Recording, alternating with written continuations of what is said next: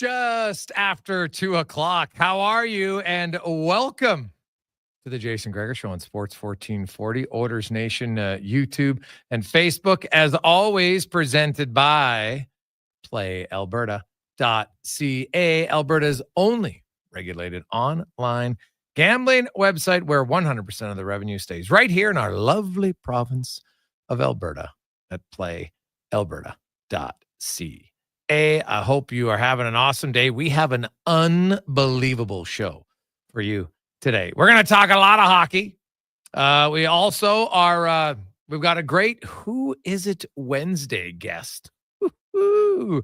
We've talked a lot of sports. Our guest today on a sport that we've yet to have a guest in. High level. He won't be the tallest, but he might be the most muscular guest we've had on the show for Who Is It Wednesday. So, ripped 230 pounds. I'll say that. Shredded. All right. Gentleman was a draft pick by the organization who drafted him is not the organization where he played professional in the league that he plays in. Also made his postseason debut in 2024. So those are a few hints. We'll go a little deeper a little later on Who Is It Wednesday. We also have the business of sport with Rich Winter today from 4 until 5. And we'll have Slater Koekkoek will join us. And you know what? We're just going to talk about, his journey a little bit, but also the mental health factor and really what led to Slater stepping away from the game.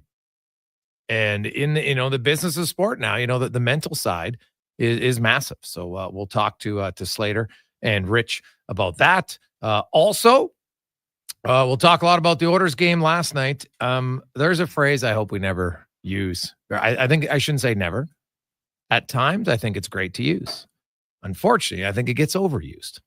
We will touch on that.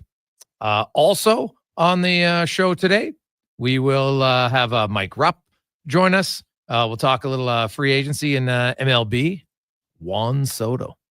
How much is he getting? Where's he going? Spec will be by Yaremchuk. So first hour in the we'll talk hockey in between, but definitely we'll bookend it with tons of hockey talk. And then the business of sports with hockey in hour number 4, and in hour number 3, Who Is It Wednesday? I'm telling you, you're going to love our Who Is It Wednesday guest. Well, if you like story, if you feel like you need to be inspired, this is the story, okay, that you're going to want to hear today. So get ready to be fired up. That's what I'll tell you for Who Is It Wednesday. Also, we got the month of giving, and we got 2 packages today. Awesome. Our first package, number 1. So when we have 2 packages, just put in your bid and just say package 1 or package 2. Okay, package number 1 today, courtesy of Sterling and our friends at Mr. Dirk. It's the ultimate made-to-measure package. You get 15. First of all, you're going to get 2 outfits handpicked by Sterling. So he'll come in, blazers, shoes, jeans, shirts, whatever you like. Trust me, he is going to you're going to feel like a model. You're going to walk in there and he's going to say, okay, this is what you look good in. This is what you don't look good in. Right? Which is great, because sometimes a little good honesty is great for yourself. And he will rock it out, and you'll get some great ensemble. So you get 2 full ones, blazer, suit, whatever you need. Okay. Then you're going to get an additional $500 in GCs that goes towards shirts, ties, accessories, whatever you like. All of the tailoring, because there's, you know what? The only thing worse than a bad suit is an ill-fitted suit. And you're going to get it tailored. It is going to look good. Also, you're going to have an in-store consultation with Sterling. You know what? You can bring video. You can show them your whole wardrobe and go through it. This is what you're missing. This is what you need. This is what you got. It's great. All this stuff. Because I'll tell you right now, Sterling is without question the best dressed guy in Edmonton, and sharp when it comes to fat. It's almost like it's annoying how good his beard looks all the time. Like annoying. I don't even know how he does it. Like I don't think I've ever seen his, he must just have a special trimmer. It's like he sleeps and he wakes up and he's got some beard thing that he puts over his beard and just shaves it all off. And it's perfectly trimmed all the time. God, Kind of, those guys just looks good all the time. That's him. So if you want to look good, you'll do it. So that's the ultimate made to measure package number 1. Package number 2, look outside today. Close your eyes. You need to get in a good place. You want to visualize yourself golfing. Well, you get 10 rounds of golf at the ranch. That's with power carts, each round, driving range, everything. Also, then you're going to have another round where you and 2 of your buddies are going to tee it up with their head pro, Sean Piercy, at the ranch. He buys you lunch, takes care of things. If you want a little on-course teaching, you can do that as well. And then another day, it'll be you and a buddy will tee it up with Murray McCord and Kevin Carius from our morning show here. They'll tee it up, like they have spirited games on Sunday. It's a load of fun. And Carius not only will get off his wallet, he can regale you with tales of a season lost in fantasy football. Another one, disappointing. Maybe, although he might make the playoffs. We'll see. It's down to the wire. He had a miracle comeback this past weekend. So he can regale you with that.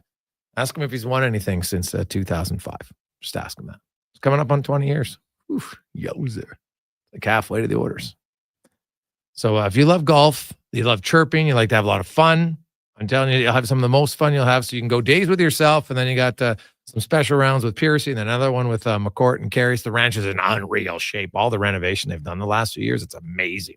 So you'll have a great time, and almost guarantee yourself, this is a gift you can give to yourself. Or, hey, maybe you want to give it to one of your good buddies, knowing that he'll take you to a few of those rounds. Either one. So package 1 is the Mr. Dirk. Package 2 is all of the golf. 833-401-1440. 833-401-1440. And today, and this is hugely, hugely important, it's through the Rotary, Mayfield Rotary, team up with Lauren, and they help the Brightview Elementary. This is for their breakfast program. So just imagine kids who go to school and just due to their lifestyle, often don't even have breakfast. And if you're hungry, it's really hard to learn. You can see, everybody's looked up the studies, it. And so you're going to, what we'll raise today is going to go directly to that program and buys foods for kids just so they can have breakfast. It's massive. And it makes a monumental world of difference for them. So that's year-round for their breakfast program. And I'm telling you, we can talk to Lauren, even if you made me want to go there one time and see, and just what a difference it makes to see these kids and getting a meal, and just all of a sudden you got the ability to think, and, it's helping giving kids more of a chance. It's really, to give somebody an opportunity. Maybe there's someone in your life, a boss, a mentor, your parents, right? It's not until you're older that you realize, geez, one of the big advantages I had was my parents loved me. That's a huge advantage. You don't know it till you're older, and that's fine, but it's a big one. So 833-401-1440. You want to go get dressed and look good. You want to go golfing and have fun. Away we go. Jay starts in at $1,000 to go to Dirk's, and Mark's in at $500. Steve's in at $750 on the golf, and we are off and running for the month of giving. So now let's get to that order game last night. And can we stop? Can we please stop with they got goalied? That's the excuse every time. I never hear, Skinner and Pickard, they got shootered. I couldn't believe it. These guys were perfect shots. It's unreal. You never hear that. It's only they got goalied, right? Here's some fun numbers for you. For the people who still are like, goalie's the biggest problem. You know where the Oilers forwards rank in goals by forwards as a group in the NHL? And just so you know, there's 32 teams. Do you know where the Oilers rank? 28th. And that's with Draisaitl having 17 and McDavid having 12, which is the second most combined goals by two forwards in the NHL. Only Bennett and Reinhart have more in Florida. The rest, those two have combined for 29 goals. The rest of the Oilers forward group has 27. It's not good enough. Stop being goalied. Okay, give me a break. How many really big saves did Hill make? I know they had 16 shots in the third period. Go look at how many of them were actually high danger. Do you know how many rebound chances the Oilers had the entire game? 2. There was 2 times where Aiden Hill had to make a save within 2 seconds of another save. Twice. Most time it was a one and done. Connor Brown missed the net on their best chance in the second period. They didn't get goalie. He missed the net. The Oilers have now been shut out 4 times in 25 games. They're on pace to be shut out 13 times. And remember the game in Columbus? Matthias Ekholm scored with 33 seconds left to avoid them getting spanked 6-0. Otherwise, they're 33 seconds away from 5 shutouts in 25 games. You know how many times the Oilers were shut out last year? 3 times. The year before that, 2 times. The year before that, 2. They're already at 4. Okay, this is not about goalied. It's like the new phrase that everybody uses. It's so overused. Adin Hill was good, but you know what the best save of the game was? Was Stuart Skinner's glove save on Thomas Hertl, because he got it to walk right through the slot, make a deke. Skinner had to make a glove save. Did Hill have to do that? Which was this great, unreal save that Adin Hill made last night? Let me know. I watched the game again today, and I watch it going through the stat. Look at this shot. Like in the first period, the Oilers had 3 shots. None of them were dangerous. He didn't goalie them then. Their second period probably created some of their better chances. They missed the net on 2 of them, so they don't even get credit for shots on goal. Like the Connor Brown one, you're right at the side of the net. I'm sorry, man. You got to bury that. That's not getting goalied. It's missing the chance. Right? People who want to say, oh, that's a bad goal on Stuart Skinner, don't understand the goalie position. It's a 2-on-1. The pass goes across. You have to start pushing off. You have to load up the right leg, as Kevin Woodley likes to tell us. You load it up. You start moving. Now the pass hits Bouchard. Not a bad play, but it goes right back to Barbashev on a stick. So now Skinner in a split second is supposed to jump back and make the save. You're blaming Skinner. No offense. You're clueless on that goal. Or you just hate goalies. But it doesn't change anything to the fact that the Oilers forwards are 28th. Do you know where the Oilers rank in goals against for everybody who's like, oh, goalies suck? Do you know where the Oilers rank in goals against? 13th. 13th in the NHL. And they're 28th in goals by forwards. And people are on here telling me how goaltending is the main issue? Come on. Come on. What about the one Bouchard missed the great chance, right? Came down low, in position, deflects wide. That'll happen every now and then. But how many screenshots did Adin Hill have to battle last night? How many odd man rushes did they have? Oh, and by the way, and Draisaitl's played great, but that giveaway in the offensive zone led directly to the 2-on-1. Did Edmonton have any 2-on-1 chances last night? Any? Can you think of one? Now, they had the low chance down low. Connor Brown missed the net. So Adin Hill stopped all the shots. Only 2 were rebound chances. One of them, Jeff Skinner didn't get much on it.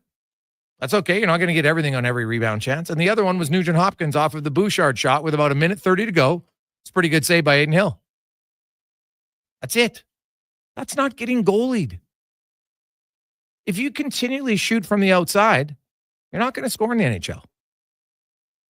We are now 30% into the season for the Edmonton Oilers. 30. They've been shut out 4 times. Their forwards are 28th in goals, and that includes having the second highest combo from your 2 top goal scorers, and they're still 28th. It's a problem. And I don't want to hear about expected goals anymore. Give me a break. Well, we got the most. The charts say this. Who cares what the charts say? Practicality and theory are 2 very different things. Actually, anybody, hey, this is how it should be. And then when you get in the real world, it doesn't always work that way. So if the Oilers continue, I'll tell you this, if they continually shoot from the outside, it's going to be harder to score on a regular basis. It's just a fact. It's just a fact. It is. I got to get greasier. Got to bear down around the net. And this has been, look, early on, their penalty kill was brutal. It's gotten better. Goaltending struggled early on. Stuart Skinner's last 5 starts, got no issue with it. It's been fine. He was unreal against Colorado. I didn't hear Colorado people saying they got goalied, despite that was a game where Stuart Skinner had a 2.5 saves above expected, which is really high. That's like an elite game, according to Woodley. Didn't hear that out of Colorado. They lost 4-1. They're like, geez, McKinnon couldn't bury his chances.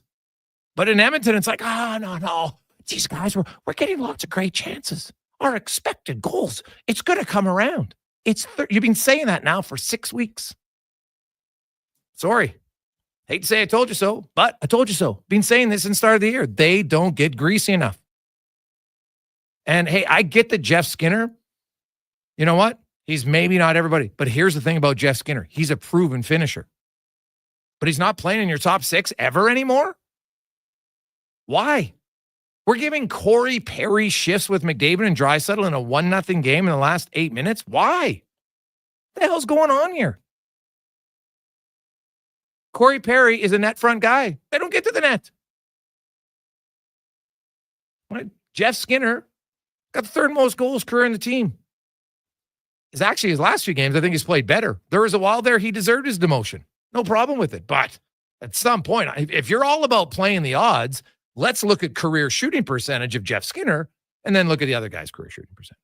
So we'll get to all that. We'll get to Mike Rupp. We'll talk about the Fords needing to get greasier when we return. 833-401-1440, 833-401-1440. We got Tub Guy went to 6. Then we're up to 750 on the golf, and we're at the 1,000. So yeah, good start. Take a quick break. We'll return to the Gregor Show, presented by PlayAlberta.ca. You've got a go-to coffee spot, a trusted barber, even a lucky game day jersey. But when it's about looking your absolute best, there's only one name you need. Mr. Dirk. Family run since 1939. We're experts in crafting impeccable tailor-made suits and offering a wide variety of everyday styles. Pair that with personalized one-on-one fittings and the convenience of on-site tailoring. Mr. Dirk elevates your style game. Visit our Edmonton store or explore MrDirk.com. Score big on style with Mr. Dirk. Silent Ice Sports and Entertainment is an innovative market leader across Western Canada, with sports and entertainment properties including the Spruce Grove Saints, the Junior Prospects Hockey League, Silent Rides Charter Company, the Hockey Super League, and the newly launched Female Super League. Silent Ice also owns the Western Hockey League Seattle Thunderbirds and operates the Morinville AAA Arena. The Silent Ice Center, a new state-of-the-art entertainment facility, is open in Nisku, which features 2 sheets of ice, including a 1,600-seat arena and a restaurant with a viewing area. At Leading Edge Physiotherapy, we believe in the wisdom of Patch Adams. Treat a disease, you win, you lose. Treat a person, I guarantee you'll win no matter what the outcome. We don't treat conditions, we treat people. From personalized treatment plans to compassionate care, we're committed to helping you achieve your goal. That's why hands-on techniques, unique technologies, and a commitment to hiring amazing people mixed with friendly, fun neighborhood environments. And ta-da! No, it's not magic. It's about being human. Sometimes being human hurts, but life shouldn't hurt. LeadingEdgePhysio.com. Hockey is back, and Play Alberta, Alberta's #1 sportsbook and official partner of the Edmonton Oilers, has you covered with bigger offers, boosted odds, live betting, player props, and more. New to Play Alberta? New players now receive $200 in free bets just for signing up. You already play? Get a $10 free bet for every $100 you bet. Every week, all season long. Visit PlayAlberta.ca and make your picks today. Bonus terms and conditions apply. Oil Kings Hockey at Rogers Place. Family fun that's second to none, starting at just $20 a seat. This Family Fun Sunday in Ice District, kids take over as your Edmonton Oil Kings face off with the Regina Pats. With face painting, a kids' fun zone before puck drop. Then kids will be taking over some of the biggest roles needed to run an Oil Kings game. And at every home game, score Calmont Kids food combos for $10 or less. The value is king-sized. Edmonton Oil Kings, Regina Pats, Sunday afternoon at 4. Great family entertainment at Rogers Place starts at just $20 a seat. Save on day of game pricing now at oilkings.ca.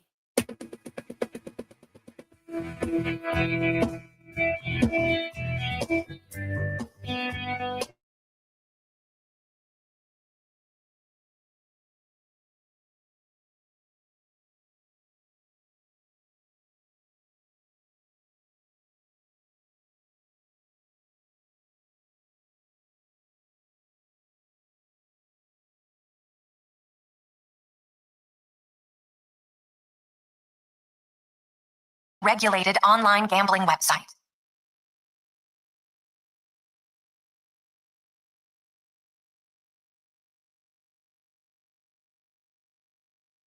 $2.21. Welcome back. Jason Gregor, Connor Halley with you. Sports 1440, Oilers Nation, YouTube, and Facebook. As we get to Around the NHL, brought to you by McDonald's, where you can stop in right now, get to $1 coffee. They've lowered their prices. $1 coffee. And remember the Fan Day deals, Tuesday, Thursday, Sunday, $4 Big Mac, McChickens, and filet of fish, only at McDonald's. As we're joined once again, Mike Rupp from the NHL Network, also color analyst for the Pittsburgh Penguins. And Rupper, the Oilers are 28th in goals by forwards, and that's with Draisaitl and McDavid combining for 29 already. They've been shut out 4 times. They're on pace to be shut out 13 times, which is ridiculous. And I watched last night's game, and I'm sorry. Aiden Hill played okay. He was not having to be spectacular. The Oilers had 2 rebound shots the entire game. I don't know if they had a screenshot. They didn't have any odd man rushes. I look at shots, schmots. They're not creating enough quality chances, and they're not making it hard enough on the goaltender. At least that's what I say. What do you think? Yeah, no, and I mean, it makes sense. It kind of feels like this team, when you date back, and you always hate to date it back, I mean, to last year in the playoff run, but I mean, that's what a lot of this team was. And I know it's a different season, but they were getting that stuff from the other parts of their lineup. And so I think that when you don't have that, you're going to feel it. And that's been an area that, when you think about just in the playoffs, how great their third line was, for example. I mean, the time and nature and some of the hard areas that team got to create some offense. And it was kind of the first time where I felt like you were thinking it didn't have to be the Connor or Leon show. So that seems to be lacking a little slow to getting that type of game back this year. And I think that's been a big problem. Definitely their complementary scoring's been an issue. There's no question about it. They've got some guys, Hyman before he got injured, Arvidsson, they wanted more from them for sure. But I look at how often I don't see traffic in front, and I don't see many rebound chances. And unless you're super skilled like Draisaitl and McDavid, there's not many guys who score in the NHL if they're not in those areas, at least on a consistent basis.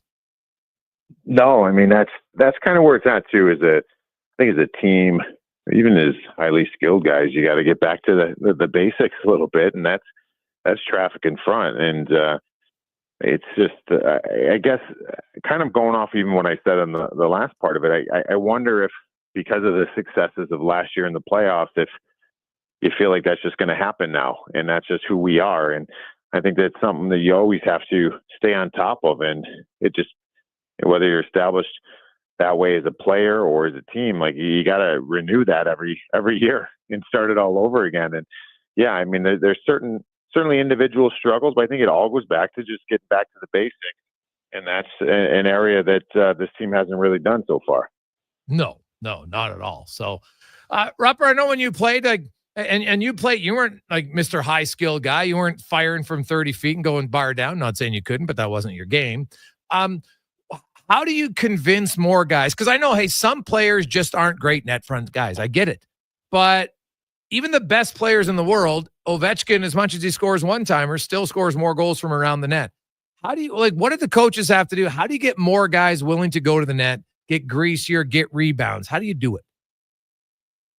Well, a lot of times you sit there and I feel like coaches are really good at it in regards to kind of using that way of thinking and kind of dangling power play time as a carrot in front of you. I was that type of guy, in my career where I was in New Jersey. It was kind of funny. I'll just share some stats. So I had like 2 years there where my minutes were not very high as far as 5-on-5. I was playing but I was on the first power play unit, and I was just in front of the net because I was big, of course, but I also had a willingness to get there.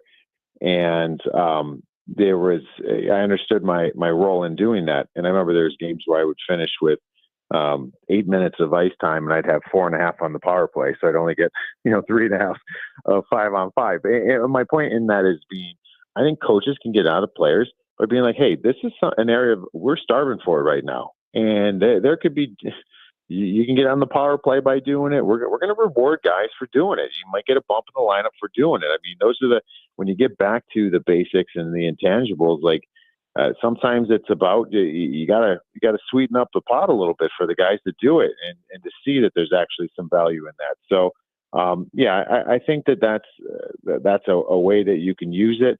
But it's about everybody kind of thinking that way. And when you get a whole team thinking that way, like these two things work hand in hand.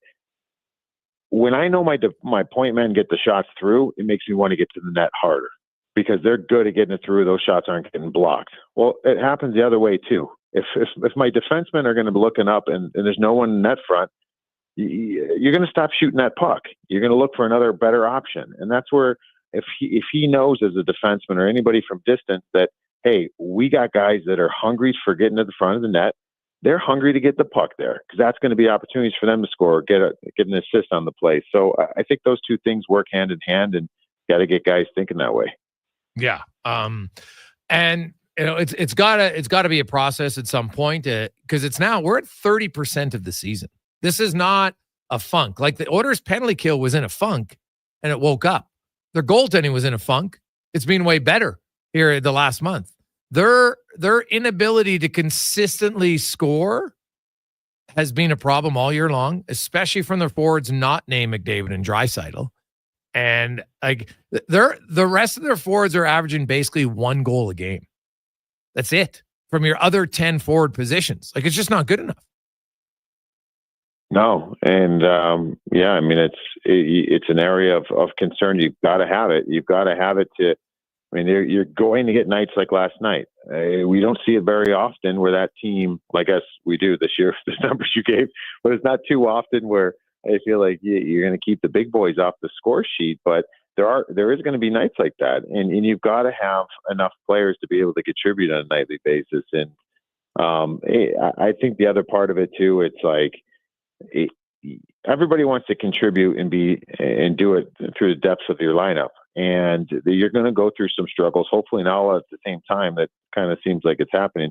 But if you're not doing that, you got to provide something else, right? You can still tip a scale in your team's favor in other areas, and a lot of times maybe that's just holding on to pucks more in the offensive zone. As dumb as it sounds, as being a third, fourth line guy in my career.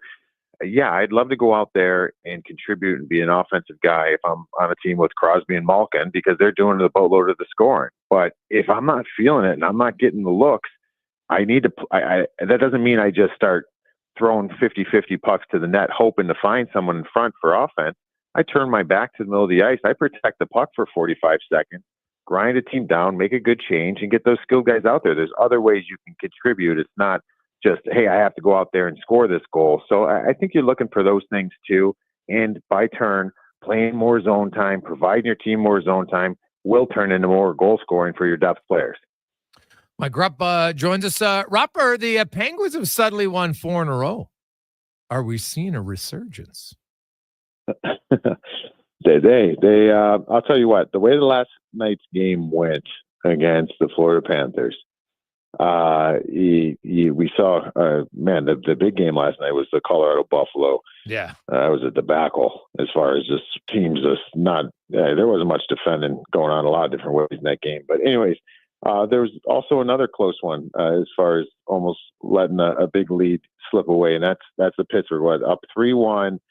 And all of a sudden was it 4-1? And you end 4-1. And then you have the Florida Panthers kind of storming back there. And the Penguins have lost a lot of games this year with leads, with good, substantial leads. So you kind of felt like it was coming again. So I guess this was one of them where it's you sit there and you got to say, all right, boys, that was a really good team, one of the best teams in the Eastern Conference, or what should be. And we bent, but we didn't break. And I think that for them right now, that's a moral victory. And the fact that it's 4 games in a row, that's huge. I mean, you're looking for anything to grasp at if you're a team that's kind of had a season like the Penguins have. So, yeah, lots of things are coming in place. Tristan Jarry has shown some really good play as of late. So maybe it looks like he's starting to turn the corner a little bit, and they're getting some nice production from guys like Blake Lizotte, who's been dinged up since becoming a Penguin. He's providing a little bit of a spark. And then Philip Tomasino has been fantastic. I think they're 4-0 with him since he's come over from Nashville. Yeah. No, he's had a little spark. And I look at that. You look at Buffalo's loss yesterday. My goodness, you're up 4-0 against Colorado and you lose 5-4. That's a tough pill, to say the least. And you look at that Eastern Conference. What about the Rangers, Rupper? How concerned are you about them? And what's got to change to get them out of their funk? They are. I'm trying to find a better word to give than a mess. And the reason why I say a mess is there's so many things, Greg, that is plaguing the team right now. I think the biggest thing is that they do not defend team defense wise at all. Like it's been an issue for a few years. And you thought that bringing Lavi in was going to help correct that. I know they won the President's Trophy last year, but they didn't defend well last year. They have been a team for about 4 years now that is, we are really extremely talented, and we're an elite team in this league when our power plays clicking and when our goaltenders kicking. And when they do that, they will beat you. They will beat you. And a lot of other areas haven't improved. Their 5-on-5 game has not been good for a few years. They're defending. It's really bad. Like they're worse than Anaheim, San Jose's. Like that's how bad some of their numbers are in the defensive zone. So, I mean, that's probably the biggest thing. I mean, before you even get into personnel and just sometimes having some pushback, they lack that severely. I am concerned. But then again, this is a team that when they get a couple of those things going their way in that conference, they can have their ways with teams. But right now, man, it's not even close to happening. Yeah. No, it's not good at all, Rupper. And it'll be interesting to see. There's lots of rumblings. Do they make a big deal there? There's lots of issues. So it's a fun team to watch here leading up to the Christmas break. Quickly, the four nations, we've already seen Team Sweden and Team Finland, Team USA and Canada are going to come out here in the next 2 hours or so. We saw some of the names. Is there anybody that's going to surprise you that you see on or off those rosters? We've seen the projected rosters here for the last few days. Yeah, I mean, I don't know if surprising because there's two guys that I really would like to see on Team Canada. I don't know if both of them are on it. Maybe they both are. Maybe they both aren't. But it's Travis Konechny and Brandon Hagel are two that I really think is important for a team like Team Canada. They're not going to have any problems scoring goals, this team. And those guys that I just mentioned can certainly score goals. But I just love what they bring as far as making things happen out there, some penalty killing, some punch in different areas of your lineup. I think they would be really big. And then I think from like a Team USA side, I think there's a lot of questions for me. And I think about this even from a Canada side, whether it's Bedard or whomever. You always want to bring some young guys, even if they're not necessarily going to play a ton, just because that's going to lead you into the Olympics and Olympics of the future and maybe more of these types of tournaments. You want that experience. So I sit there and I look at Team USA, and there's a lot of talent, but there's some young talent that I think you need to start infusing too, outside of the Austin Matthews or whatever. I mean, maybe it's a Tage Thompson. Is he on that roster? I mean, it's a pretty small forward group. I'm curious to see what they do as far as like an extra forward or as far as a depth forward on Team USA. Rupper, it'll be interesting. I look forward to the tournament. We look forward to seeing the Rangers and Penguins. Can they keep rolling? We'll find out. Have yourself a good one. We'll chat with you next Wednesday. Awesome. Thanks, Greg. That's Mike Rupp from the NHL Network. Do you believe in the Penguins? What do you think? Can they get in? Well, considering how the Rangers are playing and the Flyers are right there. The Penguins, although here's the thing, the Penguins have played way more games. So while you look at their point totals and say, oh, they're only a point out of the playoffs, then you realize they've played 4 more games in Tampa, 3 more than the Rangers, 2 more than the Flyers. And their points percentage is .481. Columbus has a higher points percentage because they're one back. They played 3 fewer games. So while they have won 4 in a row, yes, I still think they're a ways away from being a true contender. We shall see. But all you got to do is win your games to get you back in the race. And they have done that to perfection for the last week and a bit in Pittsburgh. 833-401-1440, 833-401-1440. We'll get to a lot of texts. Also, month of giving. We got 2 great packages. We're at $1,000 for package number 1, which is you get you got $1,500 towards 2 hand-picked outfits by Sterling. You get an additional $500 in GCs. Then you get all the tailoring included for this, an in-store consultation with Sterling to give you like a whole, what's lacking in your wardrobe, what do you need? Maybe something you don't know. It's the old adage, I don't know what I don't know. And maybe you're that way with your clothes. You want to look good, feel good? Do it at Mr. Dirk. So right now, at a bargain at $1,000. Package number 2, we're at $750. Also a massive steal at the ranch. You get 10 rounds of golf at the ranch with golf cart and range and everything like that. Then one day, you and 2 of your friends, there'll be 3 of you. You'll tee it up with their head pro, Sean Piercy. He's gonna, and guess what? He'll get off his wallet. He's buying you lunch, some beverages. Also, if you want, you don't have to, but if you want to get a few tips on the course from Pierce, you can. Then another day, you and Murray McCourt, the GM, and Kevin Carius from the morning show. He'll come out there with his bright orange shoes, trying to distract you from his game.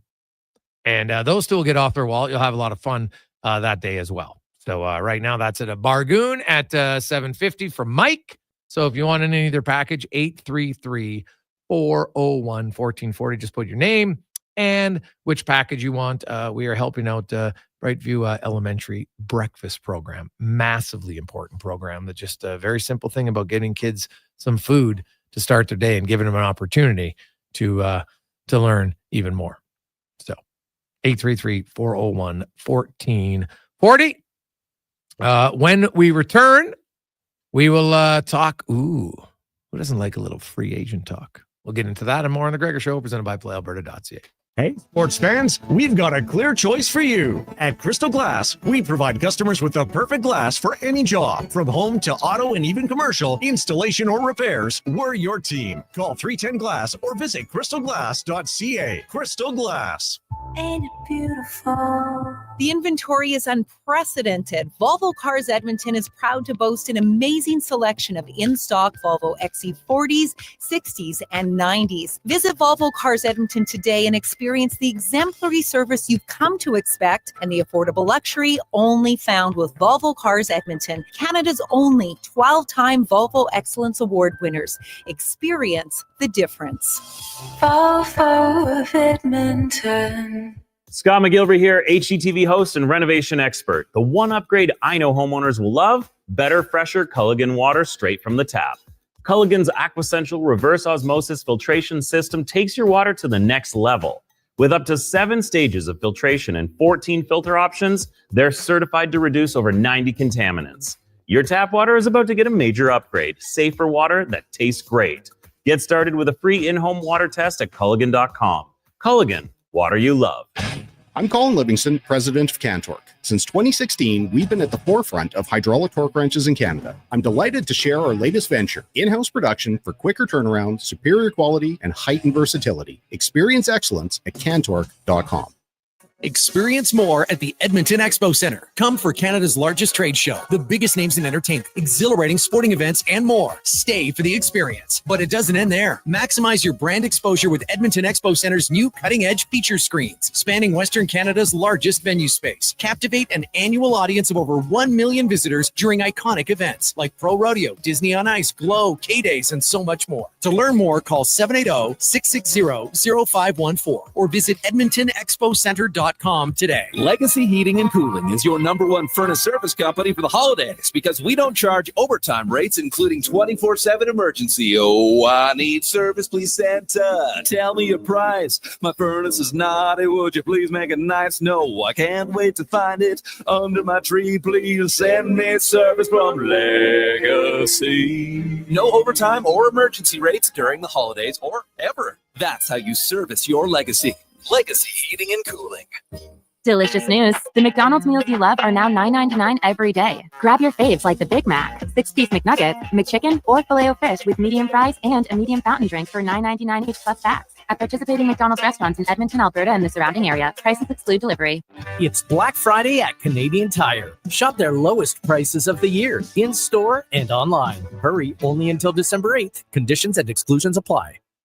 A delicious new deal is at Tim's. $3 for a classic breakfast sandwich when you buy any size hot or iced coffee. You heard that right. Just $3 for a classic breakfast sandwich with Canada's favorite coffee. Terms apply. See app for details.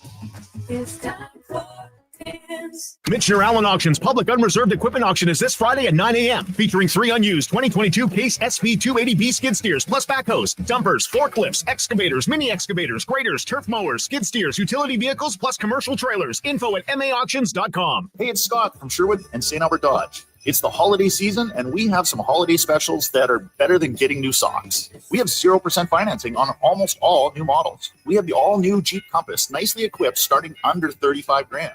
And we have holiday cashback, up to $10,000. That's right, buy a new vehicle from us and get up to $10,000 cash to deal with other holiday expenses. Our friendly, highly rated staff are standing by, ready to show you what we can do to put some cheer into your holidays. Only at St. Albert and Sherwood Dodge.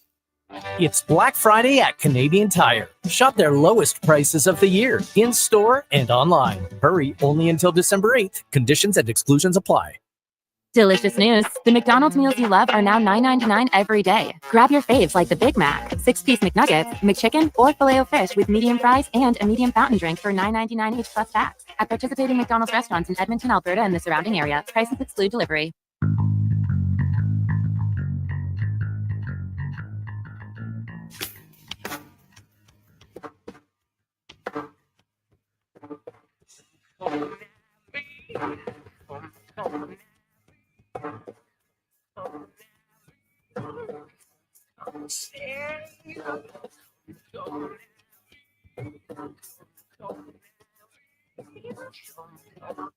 Portions of this hour brought to you by Papa John's. This is one big deal for one big pizza. Get an extra large New York style one topping pizza for only $17.99. Order today at papajohns.ca. From puck drop to kickoff, it's the Jason Gregor Show on Sports 1440. Presented by PlayAlberta.ca, Alberta's only regulated online gambling website.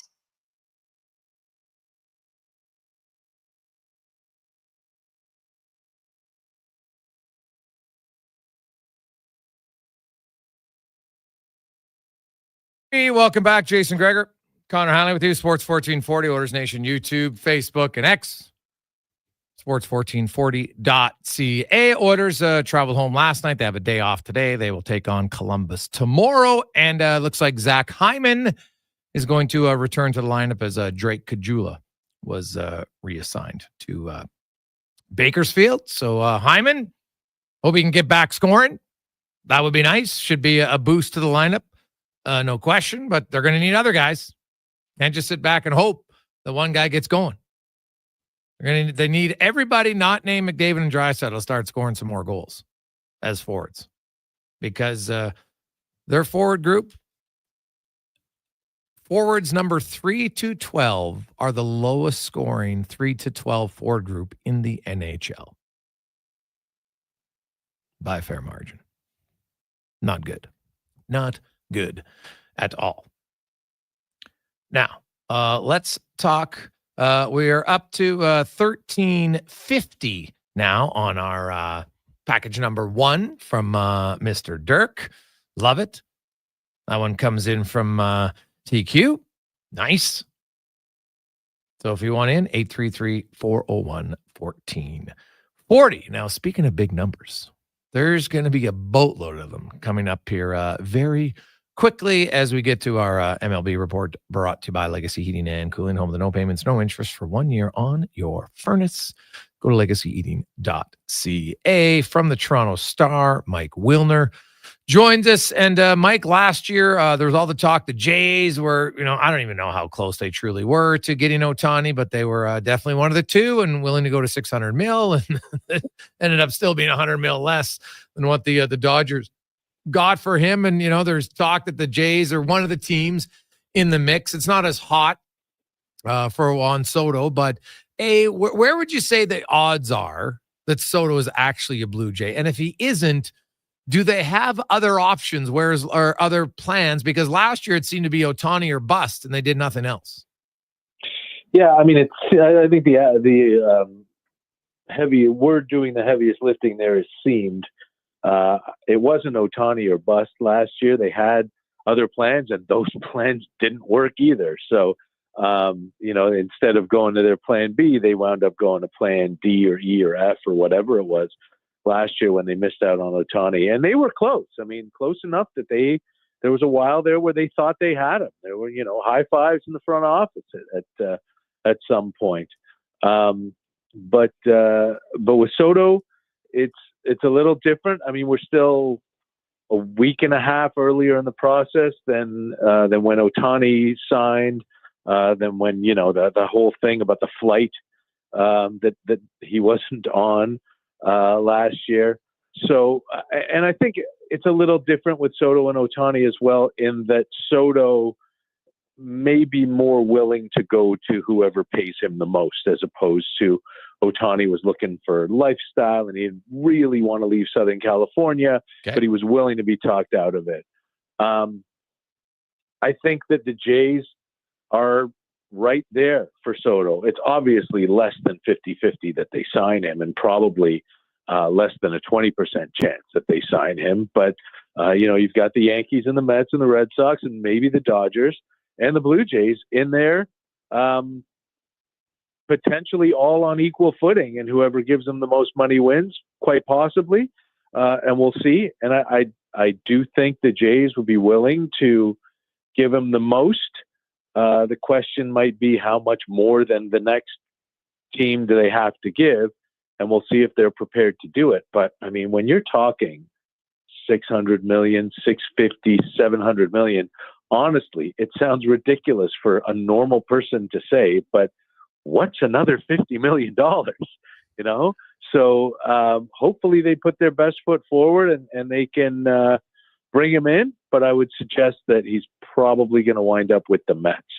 And as far as other plans, I mean, sure, they've got plenty of other plans, none of which will be Juan Soto, right? This is a Hall of Famer, but hopefully the pivot is quick and Jays fans don't have a whole winter of wondering, is this it? What else are they going to do like we did last year? What was why not? Is Romano just not the guy he used to be? What did you make of that decision? I don't like it one bit. And after talking to Ross Atkins yesterday, he met with the media, and Atkins said he had no health concerns with Romano, and he had no worries that Romano wasn't going to be able to pitch the full season coming back from his elbow surgery, which makes it even more baffling that the Jays wouldn't be able to tender him a contract and wouldn't think that an $8 million investment in a guy who's been an all-star twice in the last 3 years would be worthwhile. You look at a guy like Kenley Jansen, who is a closer in decline, and he made $16 million last year. So obviously the Jays, either Atkins is trying not to crush Romano's market in free agency, or they just don't think he's that good anymore, which doesn't make any sense to me. So, I think it's a pretty rough look, and Atkins says they're heavily interested in bringing him back, but you would assume at closer to the $3 million that they gave Eric Swanson than the $8 million that Romano was set to make in arbitration. Yeah. So was it, they were worried about money? Is that like, I think they just don't think he's worth $8 million, plainly, and I don't know if, I don't know if they're banking too much on what they saw from him last year when he was clearly hindered by injury, or if they just, their Blue Jays super smart number guys just say he's not that good, even though he has, 95 saves over the last 3.5 years. So, I don't think it's anything more than just their projections suggest that he won't be worth that kind of money, and he won't be able to get that kind of money on the free agent market, and they'll be able to bring him back cheaper if they truly do want him. Yeah. Okay. Well, I guess we'll see. But yeah, it seems a little strange for me. What about the rest of their pitching staff? Do you see how many significant changes do you see there? Are there any pitchers you've heard connected to Toronto? I mean, we've heard them connected to Max Fried, who's the free agent from Atlanta, coming off a year where he was hurt. One hopes they're interested in Roki Sasaki. I can't imagine that they're not interested in Roki Sasaki, who's the Japanese phenom, who's likely going to be coming out around the middle of January. and you've got to think that they're going to be connected to every possible relief pitcher that you can find. I have faith in the rotation. I think Jose Barrios, Kevin Gausman are a really good top two. Chris Bassett has become like the sort of workman-like starter now, which should be fine. And Bowden Francis really emerged in the second half of last year. He was the greatest pitcher who ever lived. So if he can be, 60% of that, they're in really good shape. Chad Green, Eric Swanson, and Yariel Rodriguez and Brendan Little are the makings of a decent start to a bullpen that still needs to be augmented with some trustworthy big late game arms. But I think the pitching should be a lot better than it was last year when Gausman took half a season to find himself, and Bassett was up and down, and but going out and finding relievers is so tough because except for the best of the best of the best, you literally have no idea what you're going to get. You could have a guy who had a 5.5 ERA last season and is going to have a 1.4 this year, and you could have exactly the reverse. It happens all the time. So the best thing to do is pile up as many of them as you can and hope that 3 or 4 of them break through. Yeah. Exactly. Right. And it's very challenging. Who in your eyes is the most outside of Soto? Who's the most intriguing UFA on the market? It's interesting. By the way, I hate UFA. That's hockey. Every free agent in baseball is unrestricted. So there's no UFAs and RFAs in baseball. But I don't know. I mean, there are so many really interesting players out there. Anthony Santander still makes so much sense to me, provided the Blue Jays are willing to move Vladimir Guerrero Jr. to third, which I don't know that they are. Right. But, Santander hit 44 home runs last year. Yeah. He's a switch hitter. He's been in the AL East his entire career. That's exactly what they need. They need thump. And, Ross Atkins embarrassed himself in October when he talked about power being low-hanging fruit and suggesting that the Blue Jays need to add more home runs. It's just an easy solve because you need on base and you need contact and all that stuff. And it's true that ideally you would like a guy like Juan Soto who has power, who gets on base a ton, and who is a complete hitter, someone like Vladimir Guerrero Jr. as well. But at the same time, the Blue Jays need a guy or two who can just mash the ball out of the ballpark. And if he has a 305 on base, that's okay. And that's what Santander might be. You're not going to have a lineup of 9 players who are going to hit 30 homers and get on base 35% of the time or more and strike out less than 100 times a year. You're probably not even going to have 3 of those. So it's okay to have a couple who are going to hit 40 homers and get on base 30% of the time and strike out 160 times. And that's what the Blue Jays were missing. They were 5th last in the major leagues in home runs last year. They need pop. Santander is pop. And he's a guy who, compared to the Sotos and Alex Bregmans of the world, is going to be affordable. So I think that's where you push your chips. Now, he could play right field too, can he? Yeah, in name only. Okay. Right? He's not a good outfielder. But the Blue Jays are very, very, very defense oriented. So I think if they bring him in, he might play the outfield 10 or 15 times, but that would be about it. Okay. So right now today, Mike, for fun, who is going to be the biggest name the Blue Jays sign? Oh, geez. I mean, I'd love for it to be Juan Soto. I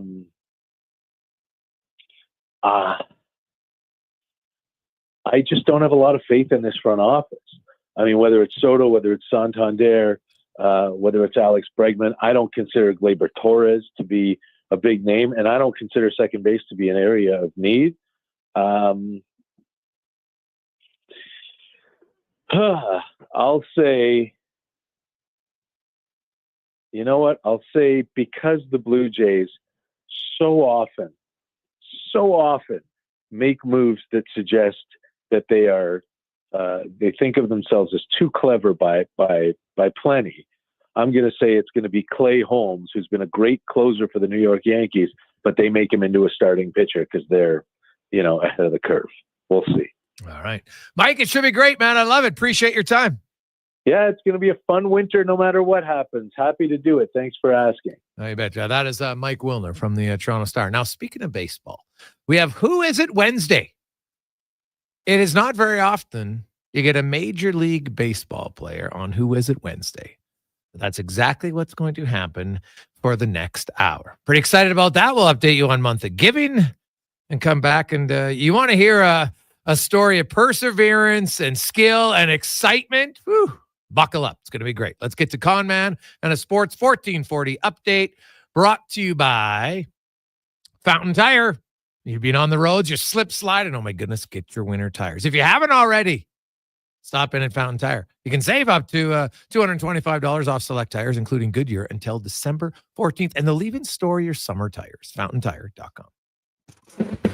This is a Sports 1440 update. Sweden and Finland unveiled their rosters for the four-nation face-off today. Matthias Ekholm and Victor Arvidsson will represent the Oilers on teams Sweden, Canadian, and American rosters. Coming out later today, the Minnesota Wild announced a slew of injuries for some notable players earlier today. Defenseman Jonas Brodin, forwards Joel Eriksson Ek and Matt Zuccarello all out week to week. And Calgary Flames forward Justin Kirkman will miss the remainder of the season after going ACL surgery earlier today. On the ice tonight, you got the Preds taking on the Leafs, Blackhawks host the Bruins, Golden Knights in Anaheim, and the Kings take on the Stars. PWHL action, Boston hosting Minnesota, and New York and Montreal. Both of those games get going at 5 o'clock. In the association, the Pistons in Boston, Nets host the Pacers, Lakers taking on the Heat, Magic travel to Philly, Bucks host the Hawks, and the Timberwolves in Los Angeles to take on the Clippers.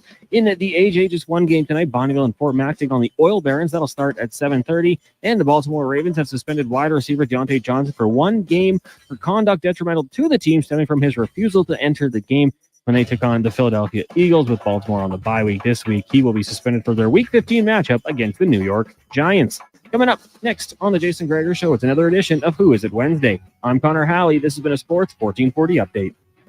Sports 1440, a Stingray radio station broadcasting on Treaty 6 territory. Download the free iHeartRadio app and listen to CKJR wherever you go.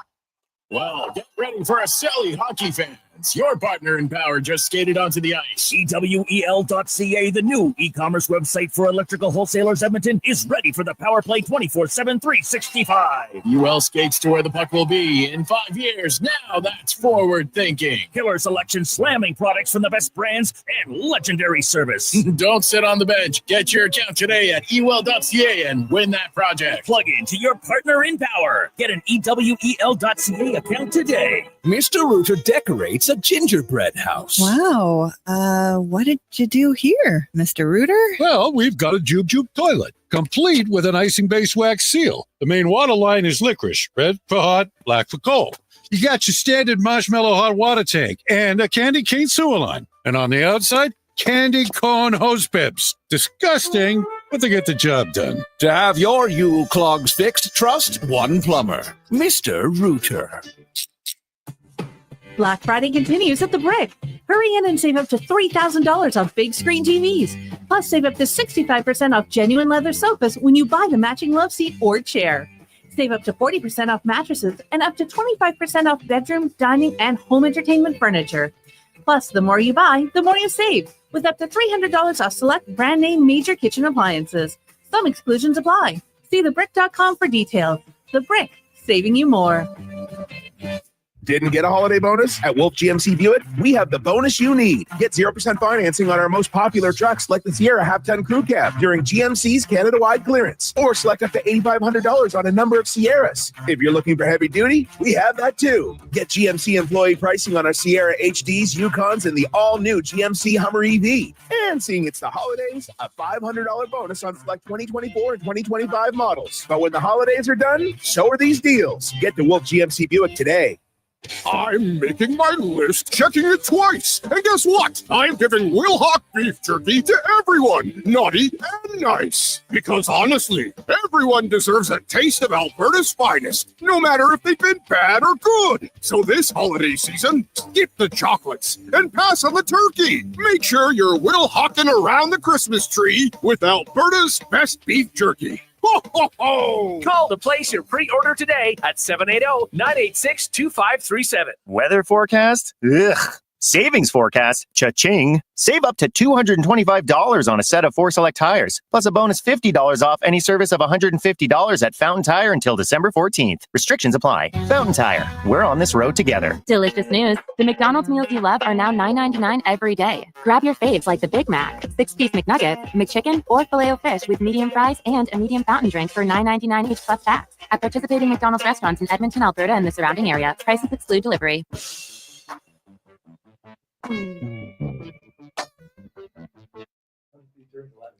Portions of this hour brought to you by Crystal Glass, your clear choice for residential windows, locally manufactured and installed. Crystal Glass provides a beautiful product and incredible customer services for all of your residential needs. Call 310 Glass or visit crystalglass.ca for a quote.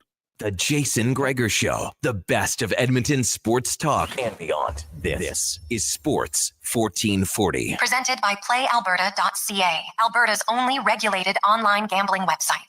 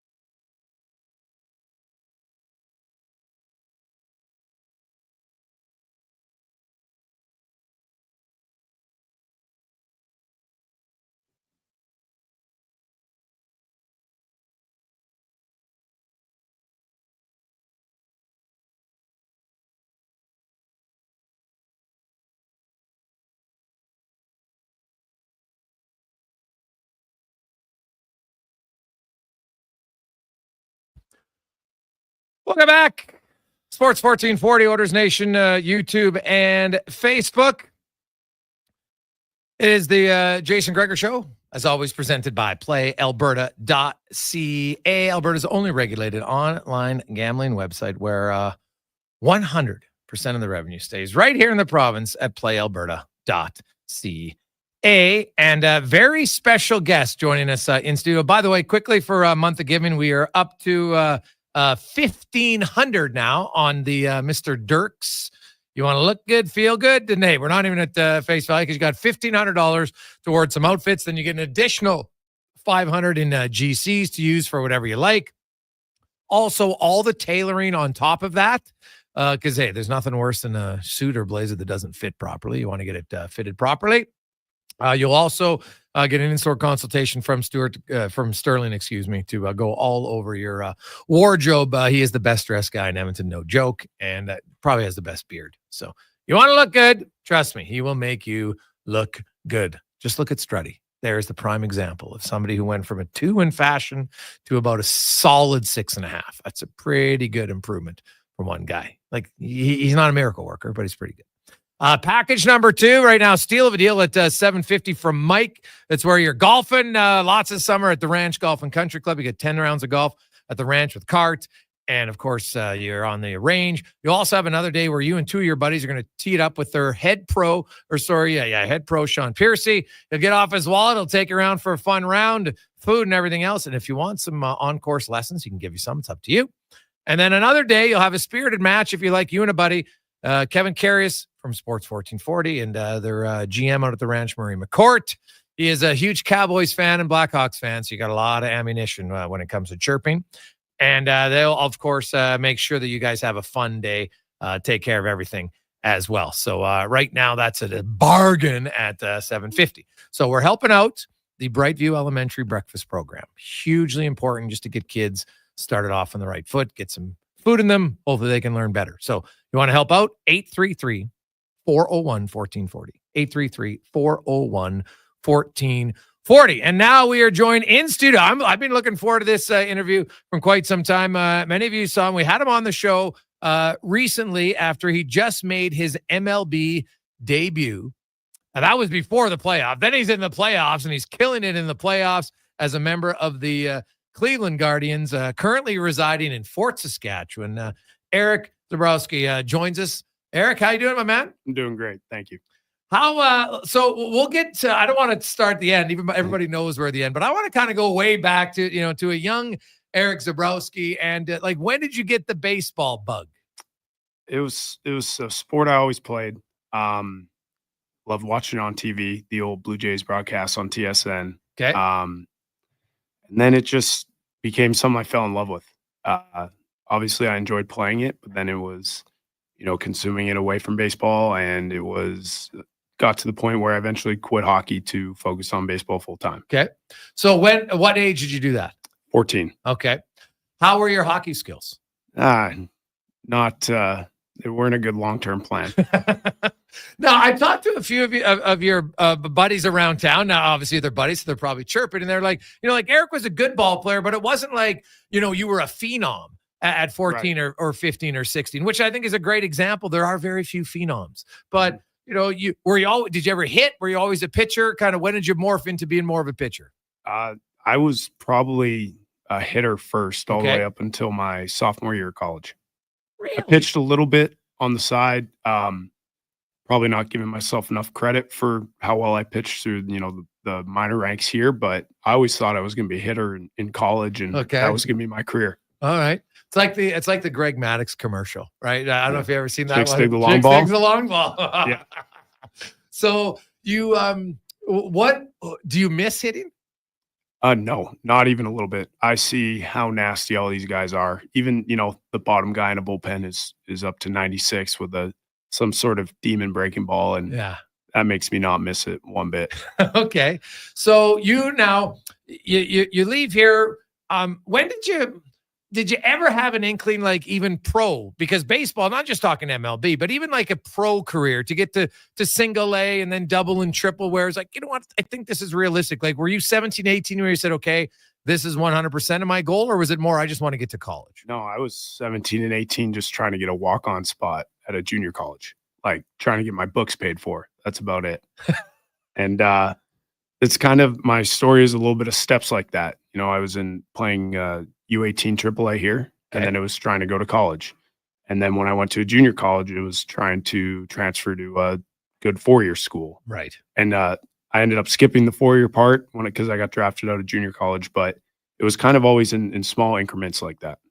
So have you been somebody who's great at kind of keeping a long-term goal, but maybe more focused on the small steps to get there? Is that a strength of yours? Yeah. Something that I often say to myself is be where your feet are. Especially in the minor league ranks, you can really get ahead of yourself and think, why did that guy get called up over me? Or why am I still here? Or why am I with this organization? They're not using me to my full potential. And I've seen, unfortunately, lots of careers end with thoughts like that. So you get drafted in 2018 or not? Yeah, 18 by San Diego. Tell me kind of how that went and what your, because you didn't really have a long stay in that organization, did you? No. Well, I got lucky to get drafted. We were playing Hutchinson Community College, and they had this hitter, Bobby Morganson. He was a draft prospect, obviously. And I happened to strike out 18 guys that year. Or that day, sorry. 18? In 7 innings, yeah. It was a good day. And there was actually a handful of scouts in attendance to watch this hitter. Okay. And I wasn't really on any radars that I know of. And, my next outing, a few more scouts showed up. And then the next one, more and more. And it kind of just snowballed like that. But if I don't strike out 18 that day, I don't know if I'm sitting in this chair. I don't know if I have the success I've ended up having. 18 and 7 innings, man. That's one of those rare feelings because I don't care what level you're at, right? It's like scoring 6 goals in a hockey game, right? Like it's, maybe you can do it in half ice and U9, but anybody who's doing that, like when you're on the mound where you just like, does the strike zone look huge at that point in a day like that? A little bit, and it also just felt like they had a hole in their bat. I've been trying to chase that feeling ever since. Okay. Haven't quite replicated it, but we're working on it. Well, I was noticing you're averaging about 2 Ks an inning in the MLB, which is pretty damn good. But so you have that day, and did scouts talk to you right away, or did you just notice them? You notice them. It's crappy community college baseball. Okay. Sorry, it's not crappy, but it's in small towns in the middle of nowhere. There's usually a few parents and a few, teachers in the stands. Okay. When you see the guys show up in, the Titleist bucket hats and they have a vest and the radar gun, that's kind of when this guy's not from around here. He's probably a scout. Eric Zobowski joins us, a pitcher for the Cleveland Guardians in MLB. And so you grew up, you played in St. Albert, but where else did you pitch locally? I started with SJP in Collingwood on the west side. Okay. And then was it U18 when you went to St. Albert? It was Bantam, U15 Bantam. Okay, U15 Bantam. And then you go to community college and you come home in the summertime and everything like that. But like the opportunity, was there anybody in your kind of amateur young career who gave you a piece of advice or a support or something that really kind of stood out for you and helped you along the way? I think a big guy for me was Ethan Elias. He's from Evansburg. Okay. He kind of worked out at the same program. I was in high school. He was a professional baseball player, but he would come back in the off seasons and work out with us. Okay. And, you'd play catch with him every once in a while. If you were lucky, you'd be in the weight room with him. And, he was, to me, he was a professional baseball player. It was like, this guy shows me that this might be a chance for me one day. Right. Again, that wasn't where my sights were set, but it just went to show that, maybe a door could be opened if, you put in the work. Yeah. And in baseball, I don't even know how many rounds there are in the draft. There's it seems like 1,000, but obviously, it's like 40 or whatever it is. And, there's single A and double A and triple A. And it's, it's such a global game, right? For a kid from the Edmonton area to make it is amazing. Right. Mm-hmm. And now, you made it and then you get to play in the playoffs, for goodness sakes. You're going up again, you're striking out Judge. We'll get into that in a second. But I'm just kind of where you talk about what he did for you. Is that something that you feel like, okay, now, I have a little bit of a platform here and an opportunity, maybe just to play catch with some young guys to show them that, hey, you know what, it's possible that, a kid from the Edmonton area, St. Albert, Fort Saskatchewan, if you work hard enough and maybe you catch a break here or there and strike out 18 one day, that you can make it. Well, I think the lasting impression on me was that, he gave us the time of day, right? To us, he was a big deal. Yeah. But he's no different. He's just a normal guy and gave us the time of day. And, that is my hope one day, that obviously I want to have a long career. Yeah. But another goal of mine is to show kids from this area that it's possible and you can do it. Now, when did you learn to throw such a nasty curveball in your, how do you master a pitch? The curveball was kind of something that just always happened for me. Okay. No rhyme or reason to it. It was just the way, I threw it was no different than other people. Mine just seems to drop a little more and sometimes be a little harder. A little humble there right now. It just seems to be a little bit harder now. You're 6'3" and a legit 230. You look like you could play football. You could be, an easy, hulking defenseman. But we look at pitchers now. Man, I watch pitchers around the league, and there's lots of bigger guys, right? Size has become much more relevant, it seems, and prevalent when it comes to pitchers. Well, first off, I want to know who listed me at 230, and is that wrong? I should slip him a 20 or something. All right. There's a couple more pounds there, but Yeah. Whoa. So 230's light? Yeah, like 245. 245. Yeah. Dude, and you're like shredded too. You're like a D lineman, 245. Thank you. Yeah. You're buttering me up. Jeez. I was one of the smallest guys in Cleveland's bullpen. Like, I can't believe I'm saying that, but I was on the bottom third. There's guys taller than me, guys, thicker than me. And it was, I guess you go from the AHL to the NHL and the game seems faster and the players seem bigger. You go from the minor leagues to the big leagues. Yeah. And that's the cream of the crop. They're all mutants in one way or another. 6'4", 245, and you're on the smaller side of it. That is crazy. Yeah. Now, were you always a big kid growing up? Yeah. Always. Yeah. Okay. Mom, dad, like siblings, everybody in the family big, or are you an exception? No, I get it from the extended family. Okay. Yeah. All right. And but you quit hockey, like, was with your size, like, did you gravitate towards the physical side? Did you like football? Did you like physical sports? No, I never played football. I enjoyed being a tugboat on the back end and throw my weight around a little bit. Yeah. But, eventually, like I said, I wasn't that great. And, you get to that point in Bantam where practices are at 6 a.m. or 10 p.m. And I was like, I don't know if this is what I want to invest my time in anymore. Yeah, that's totally fair. Now, if we went into the Cleveland Guardians room and they had a pickup hockey game, how many other guys do you think can skate? The Nailers can. The Nailers are pretty good at hockey. Okay, That's what they've told me. Cade Smith, BC guy, no hockey at all. I don't even think he can skate. That's a good question. I don't think there's many of us. Sam Henches, he was hurt all year, but he played hockey at a high level. He's from Minnesota, so that kind of checks out. But I don't think there's very many of us. Now there's, and I don't, and you obviously at a certain age, you got to focus on one sport. And it sounds like it was more of your passion than anything else. But you weren't a one sport athlete at a young age. I don't think that's great for most, because you become really good at that sport, but you're not necessarily athletic, right? Like in baseball, are there lots of athletes, like guys who can, obviously can catch. So it's because I see some guys in hockey, like they can barely throw a ball. Right. Like it's kind of odd. Is baseball that way? Is it so focused, or do you see that there's athletes who just happen to be good ball players?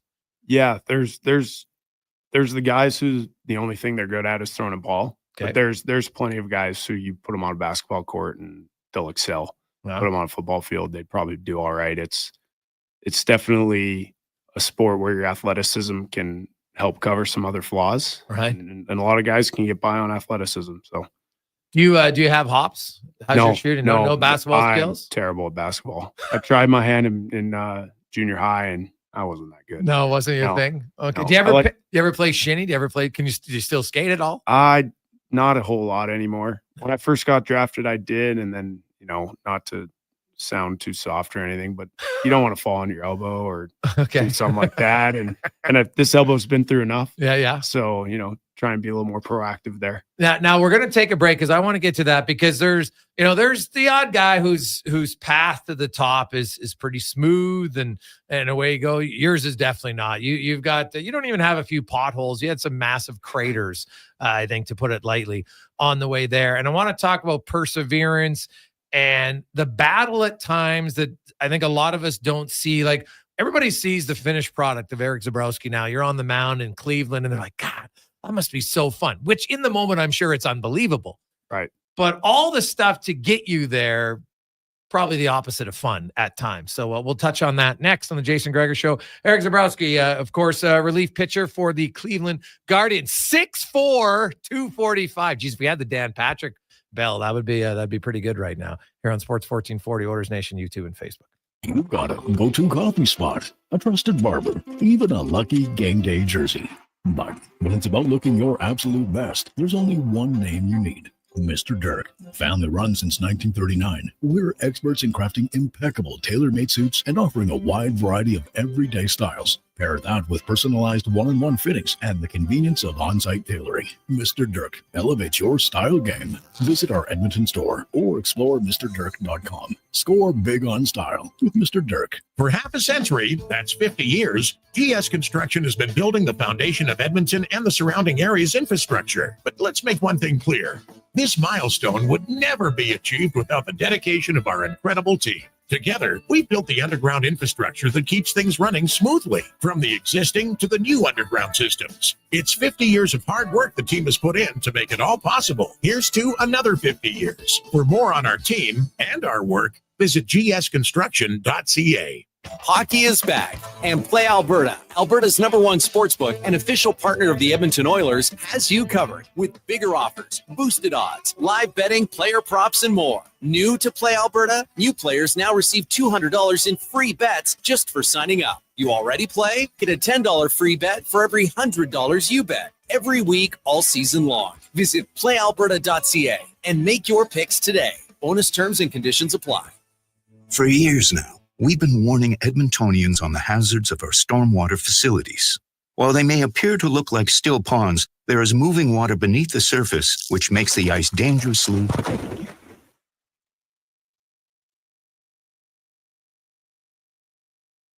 The unpredictability of stormwater facilities makes them treacherously unsafe for all winter activities, even walking. So think twice. Don't go on the ice. A safety message from EPCOR. The job isn't done until the last load is hauled, and having a semi-trailer out of commission is not an option. Whether replacing or adding to your convoy, Edmonton Trailer has a huge inventory of new and used semi-trailers, trusted by the gravel, logging, oil field, fluids, and freight industries. Find a trailer right for you online or at one of their 3 locations. For sales, service, parts, rental, and finance, when you're in it for the long haul, Edmonton Trailer. A delicious new deal is at Tim's. $3 for a classic breakfast sandwich when you buy any size hot or iced coffee. You heard that right. Just $3 for a classic breakfast sandwich with Canada's favorite coffee. Terms apply. See app for details. It's time for Tim's.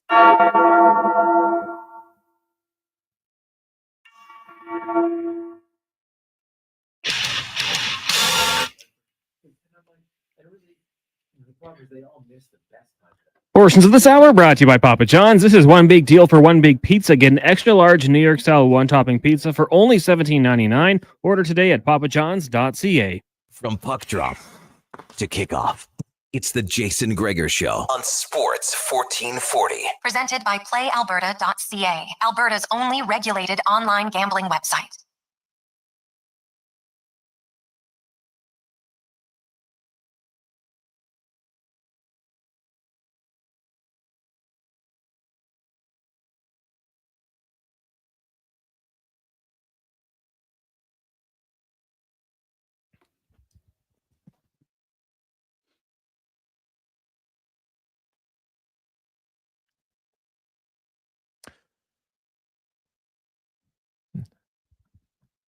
Chris is in now at 900 on the golf package, rocking and rolling. I love it as we continue on month of giving. Day 3. We've had a great start. Let's keep it up. And today's this one's real near and dear because it's very easy to visualize kids coming to school hungry. And you know what? It is hard. Think about how angry you get sometimes if you're like me and you're a hangry person. And then try to imagine being a young kid and trying to think and remember in class when you haven't eaten it. And so today for Month of Giving, we're helping out Brightview Elementary, their breakfast program that just get kids food. So, you know what, you're going to be golfing all summer, having a great time at the ranch, or maybe you got the made-to-measure package courtesy of Mr. Dirk, and you're looking fine all the time. And know that you're just going to make a massive difference in a kid's life. So 833-401-1440, $1,500 for package 1 right now, $900 package 2. They're both well below face value, but that's okay. I know we always get there. You guys never disappoint. So if you want in, text in at 833-401-1440. We continue on with Major League Baseball pitcher Eric Zobowski, who is, of course, training right now. I just mentioned he's just started pitching again. He's going to go to the States where you can get on the mound. It's a little bit better weather. And I think it's in Arizona or Phoenix. Is that where you're going? Yeah, Goodyear, like Southwest Phoenix. Okay. So when do you go there? I'm actually going next week for a little check-in. Okay. Just for the week, and then I should be down there for good end of January. Okay. So we talked a little bit about kind of you started out and, you're 14, 15, saying, hey, you know what, maybe I want to try this. And I was just hoping to get to community college, and then had a great lucky day once, struck out 18, and there's some scouts there for somebody else. And then boom, they started following me. I get drafted. And so you didn't go to college because you got drafted by San Diego. And then the San Diego thing probably got derailed more so what happened to health wise, Eric. And you had a stretch of 2.5 years that, man, kudos to you to get through it. And that's kind of what I want to talk about. So take us through, like Tommy John surgery has become, like, it used to be career ending. Right. And nowadays there's lots of, you were a young guy. What were you, 20 when it happened the first time? Or 19? Yeah, 20. 20. Yeah. So take me through knowing when, like, is it just go in a game? How did it happen? For me, the first time, the injury actually happened at college. Okay. We didn't really know what the injury was. Mine was kind of a weird case in the fact that my elbow never actually hurt. Just my velocity and feel on my pitches was completely gone. Really? Yeah. So now when you say it's gone, you're throwing 90 and suddenly what? You're throwing like 80 or 70? Yeah. Like you're throwing the ball with all your might behind it, and it's leaving butterflies in its path. Like it's not going anywhere. You're wondering what the heck's going on. But so that was probably a month process between finishing the season at Cloud County and then getting drafted. And before I realized that, or they told me that I needed Tommy John. And at that point, it's not how you envision starting your career. Right. But I was excited. I didn't know much about pitching. I didn't know much about, how to take care of your body and specifically your arm. And I looked at it as, I got 12 to 14 months to kind of reconfigure all of that and learn some things that probably are going to be beneficial down the road in my career. So did you like read up and study? How did you start to learn about pitching? It was more about the movement and mechanics of how I do that. And that was a big, it was undertaken by the Padres pitching coaches. And so when at the complex year round, there's a rehab pitching coach. Okay. There's a guy there that you can work with, look at video, bounce ideas off. And those are things that really start to take shape once you begin throwing again, because you have probably about 5-6 months where you're not actually throwing a baseball. And so when you look back and you think about life's journey, and so let's say you, as you mentioned, hey man, I got lucky, I got drafted because of that one day. So let's say a scout didn't happen to be there that day. Now, and then you don't get drafted, but you still need Tommy John. Would your rehab have been remotely the same, do you think? Well, that was a big decision for me. I was signed to a Division I in Louisiana. Okay. And that was kind of what we were balancing on. It was, am I going to, accept the draft, I guess, and sign with the Padres, or was I going to go to school and rehab there? Because again, we didn't know I needed Tommy John, but internally I knew my elbow was busted. Okay. And we figured that getting in professional baseball and working with their doctors and their therapists and stuff was a better option for me down the road. Yeah. And that makes, so what exactly is Tommy John surgery? What's the surgery? There's a little ligament in your elbow called your UCL, ulnar collateral ligament. And it takes a brunt of the force in your elbow when you throw a pitch. There's things you can do to take the stress off, which, like strengthening your forearm, remapping your arm path, using the force from the ground more than just throwing with your elbow, that kind of idea. Yep. But for me, it was probably a mixture of mechanics-based issues and lack of, shoulder strength, shoulder stability, forearm strength, those kind of things. So the old adage, the neck bone, the knee bone's connected to the chin bone. To have, if you're throwing properly, it's generating force from a lot of different areas of your body. Exactly. Right. Okay. So you have the first Tommy John, you rehab for 12 months. Mm-hmm. And now you're healthy again. And then what happens? COVID. I threw one bullpen in spring training with the Padres, and 3 days later I was going to pitch in a game, and boom, season. Well, not at that point. It was, week to week. Right. And so that was now scrambling how to stay on top of my training and my throwing. And then as the summer kind of went on, we kind of realized the season was probably going to be lost. So I ended up throwing about 30 innings worth of live at-bats to college and high school hitters in St. Albert, and figured I had a decent workload for the year. Okay. And so that's in the summer of 2020. Yeah. So then you come back and you have that summer. Now things kind of get slowly back to normal a little bit. So now we're into 2021. And wasn't it like very quickly that you re-injured it again? Yeah. So I knowing what I know now, I re-injured it in spring training, getting ready for the season. Okay. This one was a little more pain in the elbow. It was never intense. It was never, debilitating. I could still throw, but, something just didn't feel right. And so that pushed me back about 3 months, rehabbing that injury, call it a forearm strain, that kind of thing, to where I finally got out to Fort Wayne, San Diego's high A team in June. Okay.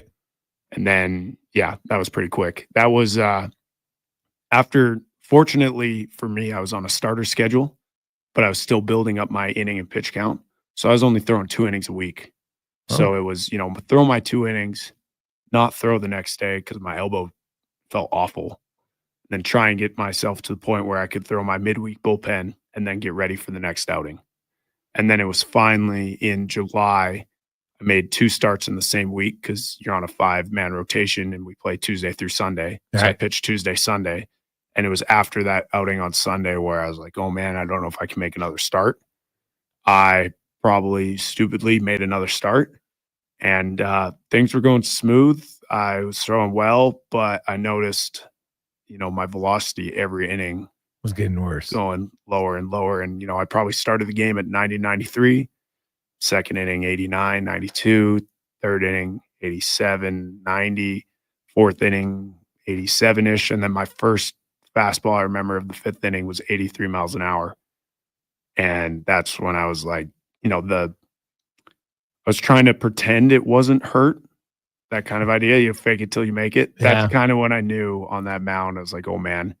Shout out to the curveball. I think I threw 11 straight curveballs and got out of the inning. But that was walking off that mound. Fort Wayne has a beautiful ballpark, like 7,000 people. It's one of the best in minor league baseball. Kind of just looked around, saw the people, and really tried to take it in because I didn't know if I'd get that opportunity again.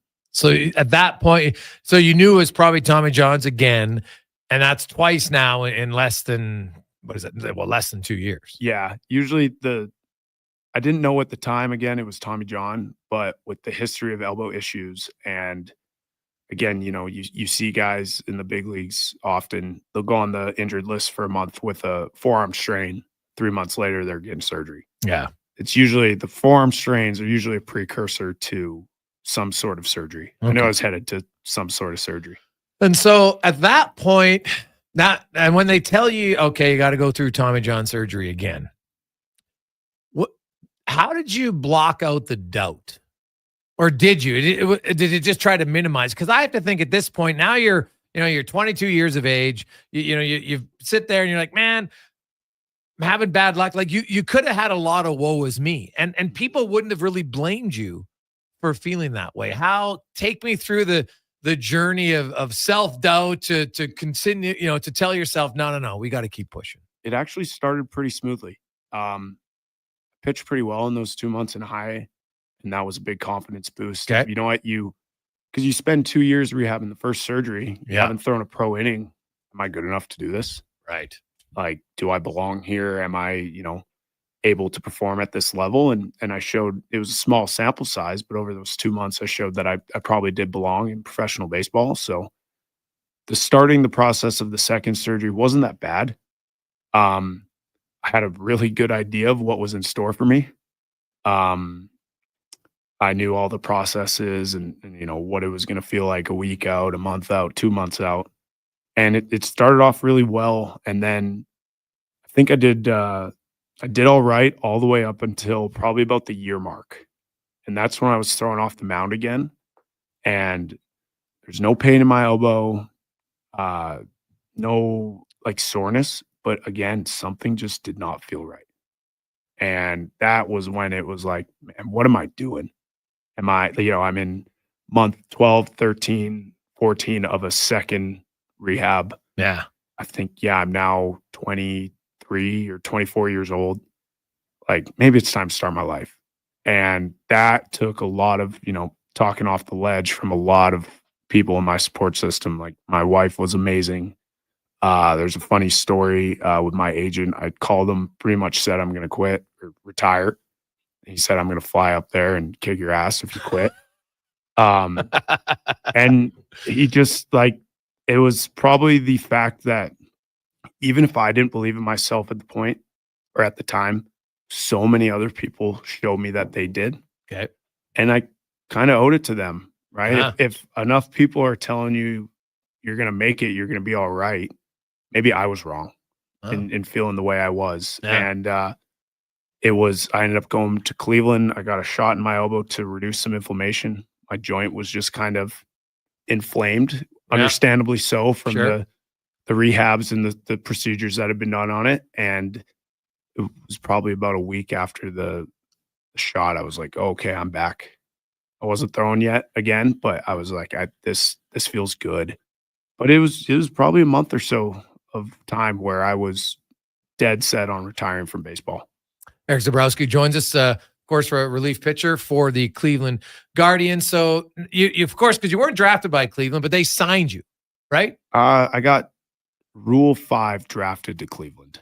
Oh, there's Rule 5. so many weird contract and service time things in baseball. Yeah. Basically, San Diego had 5 years to put me on the AAA roster. Right.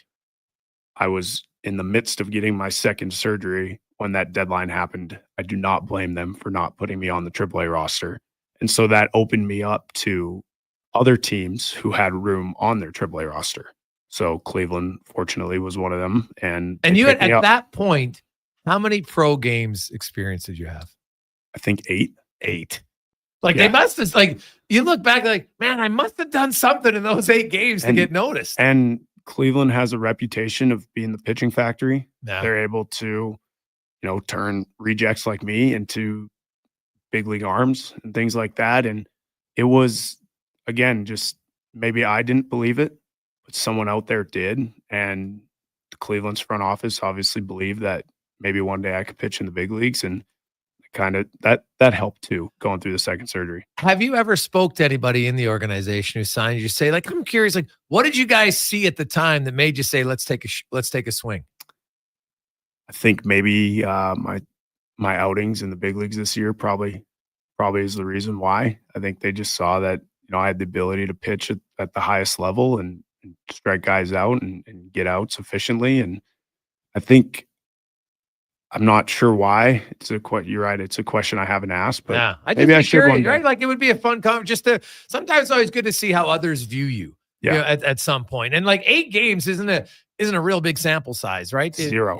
Zero. That might as well be 0 games. And then that sport, and it's such a precision sport. That's like, I watch baseball and I'm like, God, first of all, I don't even know how guys hit like 92 mile an hour curveballs, and then you got the sliders, and then nowadays guys are regularly throwing 100 mile an hour fastballs. Yeah. Like, it's 100 miles an hour used to be like, oh my God. Now you got guys throwing 100 miles an hour 10 times in an inning, for goodness sakes. Yeah. Like, it's starters like Paul Skeens. Yeah. Every fastball he throws is 100 or higher. It's really impressive what some of those guys are able to do. Yeah. Eric Zobowski joins us. So you go through, Cleveland signs you, then you come back. Now let's go through kind of that journey, because that was pretty quick from them getting you to you making your MLB debut this past summer. Yeah, I came back from the second Tommy John and got sent to AA Akron in June of 23. Yeah. And spent the June, July, August, September in AA, and then I'd only thrown 25 innings or so, taking it slow. Yeah. And so then they sent me to the Arizona Fall League, which is kind of, there's 6 teams in the Arizona Fall League compiled of 4 different organizations for each team. Okay. It's and so I had we were Peoria Javelinas, which is like a hog. And I had teammates from the Marlins, Padres, Rays, and Mariners. Okay. And so we all compile one team. Yes. And so I was able to get another 9 or 10 innings there and pitch pretty well and finished that year, and then started this past season in AAA Columbus. Struggled early, only made 3 outings there before I got sent back down to Akron. And that was probably a good wake-up call for me. Don't get me wrong, there's unreal talent at all levels of the minor leagues, and especially in AAA, but I was giving them too much credit. Okay. I was like, oh, I made the jump to a new level. these guys are good. You know, I was trying to be someone who I wasn't. And when I got sent down to Akron, obviously wasn't very happy about it. And I kind of pissed off for a month and then back up to AAA. And so you get backed up to AAA. You were there for, I think, a month again. Was it? Or maybe not even? June, July, August. Okay, June, July, August. And where were you when you got that call that you're going to the show? I was in a hotel room in Gwinnett, Georgia.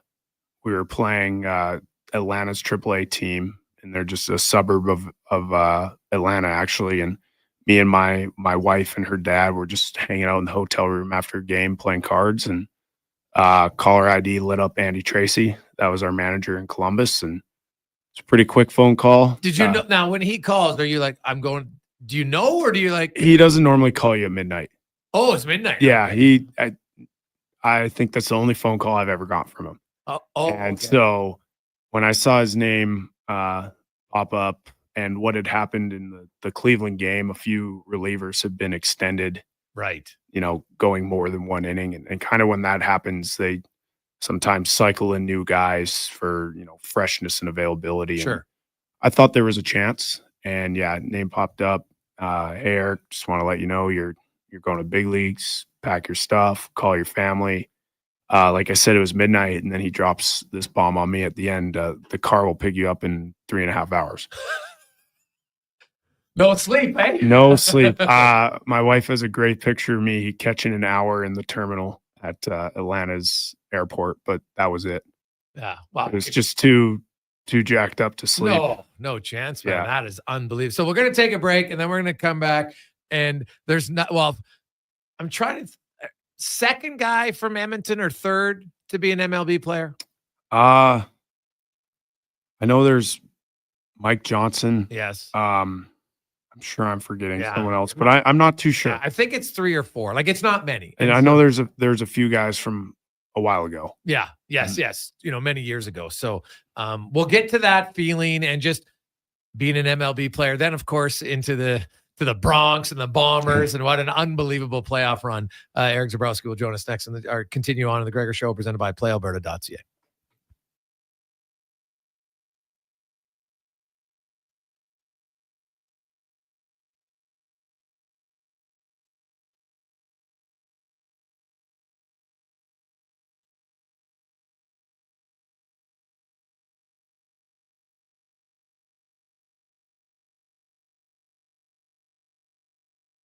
And more.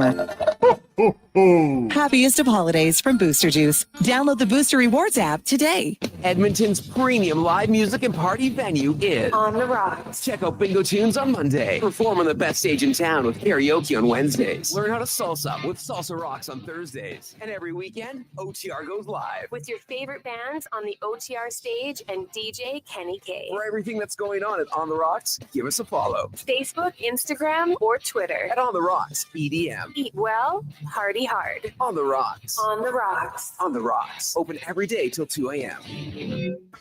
Actions speak louder than words. Japa Machinery Group puts your construction plan into action with XCMG construction machinery you need. Available for rental or sale. Learn more at japamachinery.com. Noodle, noodle, noodle, noodle, noodle, noodle, noodle, noodle, noodle, noodle. Noodle, noodle, noodle, noodle, noodle, noodle, noodle, noodle, noodle, noodle, noodle,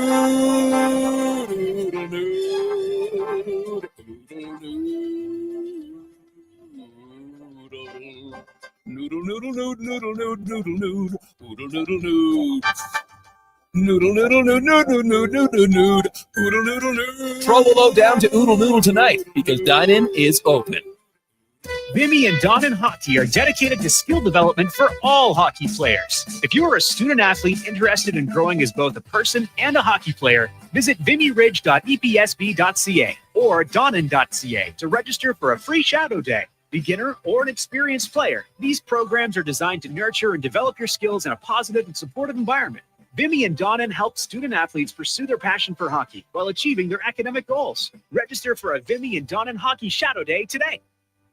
Ain't it beautiful? There's electricity in the air. Carrie Dahl here for Volvo of Edmonton, where the Volvo XC40 and C40 fully electric vehicle is now in stock, along with a great selection of Volvo T8 hybrid models. Experience the trusted Volvo quality and technology to power into tomorrow at Volvo Cars Edmonton, Canada's only 12-time Volvo Excellence Award winners. Experience the difference. Volvo of Edmonton. Every guest gets special treatment at Sherwood Honda, but there's one visitor they wait all year to see. It was Santa, so they all gathered round. I know you've been a good dealer this year, but What could a but from Santa mean? it's the drivers that are really deserving. So I'm leaving a sack full of the best cars and trucks. I think you know what to do with them. Sherwood Honda sure would know how to get vehicles into good driveways this season, and you know where to find yours. A career in the public service is better in Alberta. Better wages, lower taxes, better job opportunities with our thriving economy, better chances for advancement, plus a better future with new investment in healthcare and education. Public service, it's better here. Learn more and discover new career opportunities in the public sector at alberta.ca/better here. A message from the Government of Alberta. Portions of this hour brought to you by Cantorg. We offer sale, rental, repair, and calibration of hydraulic, pneumatic, and battery-powered torque wrenches, stud tensioners, and flange maintenance equipment. Order today at cantorg.com. The Jason Gregor Show, the best of Edmonton sports talk and beyond. This is Sports 1440. Presented by PlayAlberta.ca, Alberta's only regulated online gambling website. 347. Officially the fifth from Edmonton to play in the Major Leagues of Baseball. Of course, Mike Johnson, the most recent. You had Vince Barton way back in 1931-32. Erica, I don't know if you ever seen Barton play. No, I don't think YouTube was around. No, I don't think so. But that's unreal. So here we are. You're getting the phone call. Now you're going to the big leagues, and you're up. I think it was 5 days, maybe 6 before you got to pitch. I think it was closer to 9. 9. Okay. I don't have the number off the top of my head, but it was more than a week. Okay. So is the excitement like, okay, I got to get in here, or is it just like every day is great, or did you get to the point where I just got to pitch, man? I'm getting too nervous. All three. Parts of all three. At first, it's the world's coolest vacation. Like, I'm in a locker room across from Jose Ramirez, who's going to be a Hall of Famer. Technically part of one of the best bullpens ever. And then, after a few days, it, becomes a little less enjoyable that way and more of, it would be nice to get in a game. And then finally it's like, I need to pitch. I think I did a good job of staying focused at the task at hand and realizing I was up there to pitch and not, enjoying myself too much. And I think it was game 3 of our series against Kansas City when it finally happened. September 4th. So you're sitting in the bullpen. And now, had you warmed up at all in the bullpen prior to that? Twice. So you thought you were going? The day I got called up, so on 1 hour sleep, we played a day game, and we were down, I think 4-1. I think it was the Pirates, and that's kind of rookie, low leverage territory right there. And so figured I might be getting the call. Phone rings, it's me, and I'm ready to go. And I think we put up a 3-run rally. And very quickly, I sat back down, and one of the big horses got up. Okay. So then you wait a bit. Then you're in KC. You get the call. And to me, one of the greatest moments in sports is I go back to the movie Major League, right? And Wild Thing. And then all of a sudden, Ricky's coming out of the bullpen, and they're singing in Cleveland, and they're going crazy. And I'm like, God, that would be such an unreal feeling. And now in Major League Baseball, like, they've done a pretty big deal. Like the big time closers, they come out, Rivera had his, and lots of other guys now, they have their song. Like, it's a big deal. Like, I love that it's kind of, it's a whole production now. Like pomp and circumstance. But for, middle relievers don't get the same thing, unfortunately. But when you got the call and then it opens and now you're on the field, what's going through your mind from the bullpen to the mound? Well, our bullpen coach, Brad Goldberg, he was my pitching coach in Akron last year, AA. So I was familiar with him. So he was kind of helping me stay grounded through it all. He's tell me to breathe in between pitches and things like that. And just kind of when the door opens and I'm running out there, he just kind of barks at me, go get him. Like, might as well, right? It's funny. I had this, master plan to keep my brim low and not, because big league stadiums are obviously a lot bigger than minor league ones. You have the third deck. I think Kauffman is one of the biggest third decks in the big leagues too. And, had this plan, keep my brim down. Don't look at the lights. Don't look at the people. Just run to the mound, throw some pitches. And I was about halfway there. And I found myself kind of just looking at the whole thing. And I was like, oh man, that went out the window quick. Yeah. And, it's probably a little too excited as shown by my first pitch. Yeah, hit the bull. I maintain, and it was Bobby Witt on second. I just didn't want to give up the stolen base. Yeah. So, give him third base for free. Right. That's my story, and I'm sticking to it. And I got down 3-0 to a good hitter, and kind of just had a thought to myself, like, control problems have been probably the biggest thing holding me back in the minors. Okay. Walking too many guys, and I was like, you know what? You're not going to walk the first guy you face in the big leagues. I'd rather give up a home run at that point than walk the guy. Like to me, there's nothing worse personally on the mound than just giving a guy a free 90 feet. Okay. You can see so much stuff just, snowball from a 2-out walk. And so I was just, all right, just pound the strike zone. And fortunately, swung through a 3-2 slider and picked up my first K. Well, I was looking, and obviously, Tyler Yaremchuk, good friend, obviously he's a good buddy of yours, and he'd been telling us all, and so we got like, hey, it's a local guy. Of course, we're interested in the story, and then I'm watching it. I love seeing people have success. I don't even have to know them. I'm just like, you know what? That's got to be unreal. And then I see the first pitch, and I'm like, is this Nuke Lelouch on the mound here? This is unreal. Yeah. And then you strike him out. You end up with 2 Ks in your first appearance. It's good. Then 3 days later, now you're in LA. Yeah, and you got there's some guy who's not a bad player, this Ohtani guy. And you're on the mound against Shohei freaking Ohtani, which is, for any of our fans who are, it's like, you're going up against McDavid in your second game. Yeah. It's really kind of what, and probably in a shootout, right? Yeah, maybe in a shootout. And the difference is, like, as great as McDavid is, he doesn't shoot and play goal. Right. Like, that's really, Ohtani's a freak. Yeah. Right. Like, the fact that he can pitch and hit to his level is mind blowing. And then he steals 50 bases because, you know what? I'll just throw that. Why not? In. Yeah. Yeah. He's bored. But so you get on the mound, you strike out the side in your second. You had 3 Ks in that inning against the Dodgers, man. Like, how do you calm yourself down, or are you just hyping yourself up and you're just like, man, I'm going up against Shohei Ohtani. This is unbelievable. It was fun, right? Like, it's channeling that nervous energy into excitement and fun. And again, like, the lesson I learned when I got sent down to AA is don't give these hitters too much credit. Okay. Obviously, it's Freddie Freeman, Shohei Ohtani, like some of the greatest hitters ever in baseball, but, not to be too cliche, but they're only hitting 320, right? Yeah. They're getting out 68% of the time. Like, the odds are in my favor. I just got to throw the ball over the plate. Okay. I like it. Well, no, you got to have that attitude. Yeah. Right? And so with every appearance, you got to be feeling more comfortable. I'm thinking, you talk about, hey, I'm here. And not that you just, after 3 weeks, say, oh, I belong, but you got to believe in yourself. Right. And did the fact that you had hit a few potholes on the way, did that help you mentally in the moment, do you feel? Yeah, definitely. It, kind of felt like I was on borrowed time a little bit. We talked about my story and how I probably wasn't supposed to be there. And that, if you feel like you might not belong, or are probably not supposed to be there, it takes all the pressure off. You just go out and perform. You do what you can. And I've pitched for most of my life now, and it's something I've always done. And it's the same game. The fields are bigger.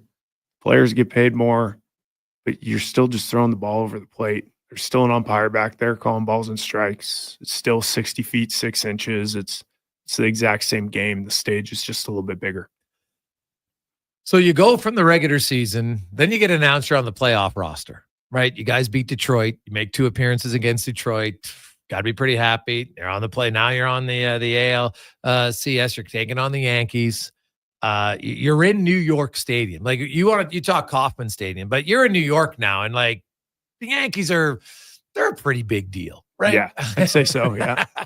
And you got Judge and you got Stanton. And so in that game, I think I think that's the game you gave up your first run.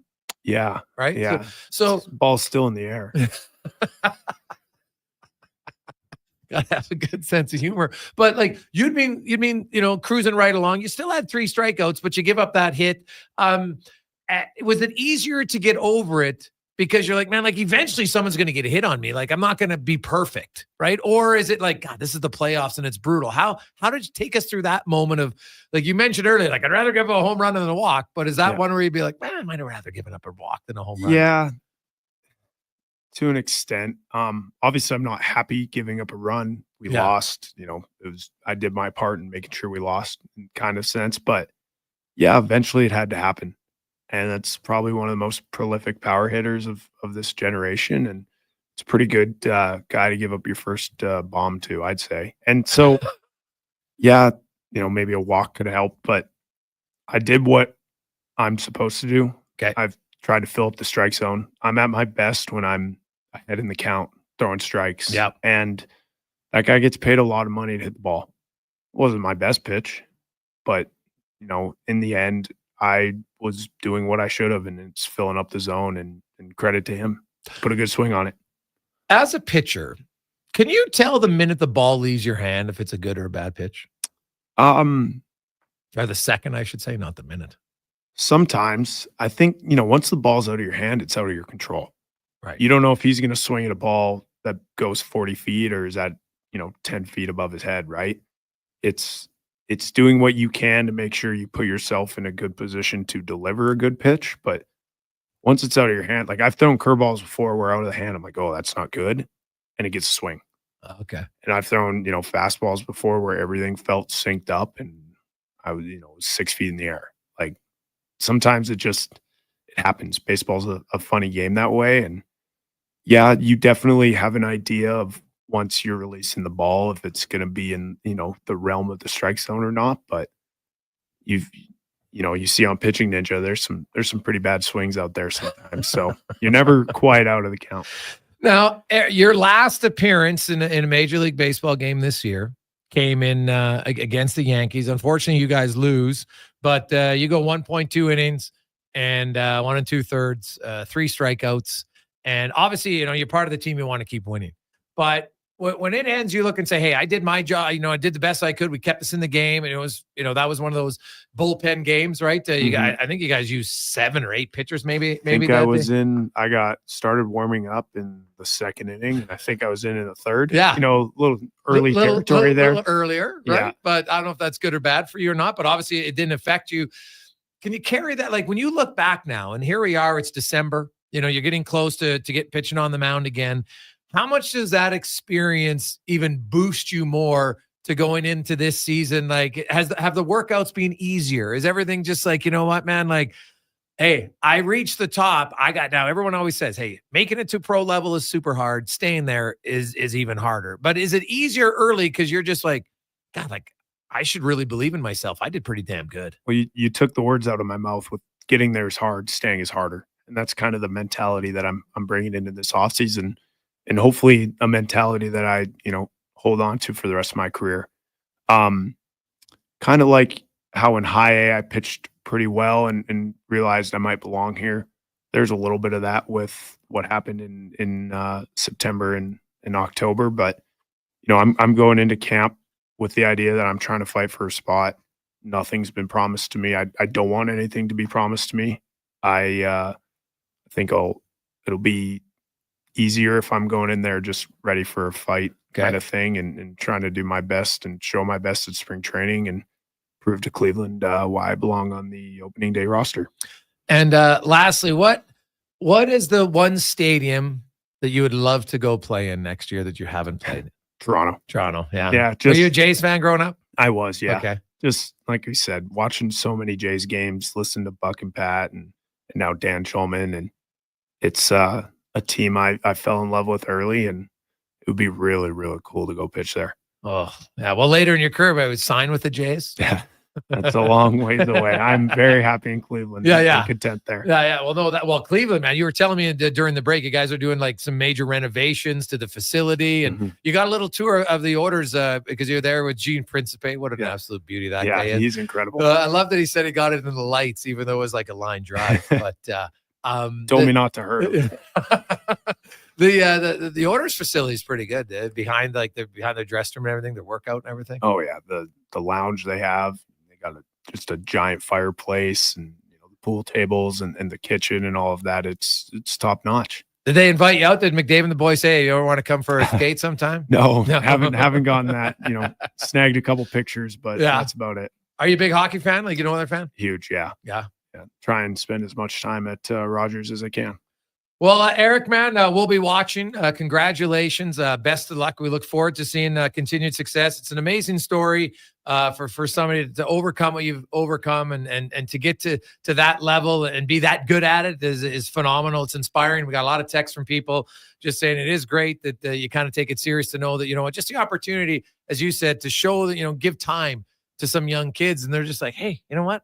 Because the great part about young kids, I find, is they don't have that doubt yet, right? Like when you're 10, you're like, I can play in pros. Like it's not, no, I can't. I can. They should have that. And then to get to see someone and shake their hand or talk to them.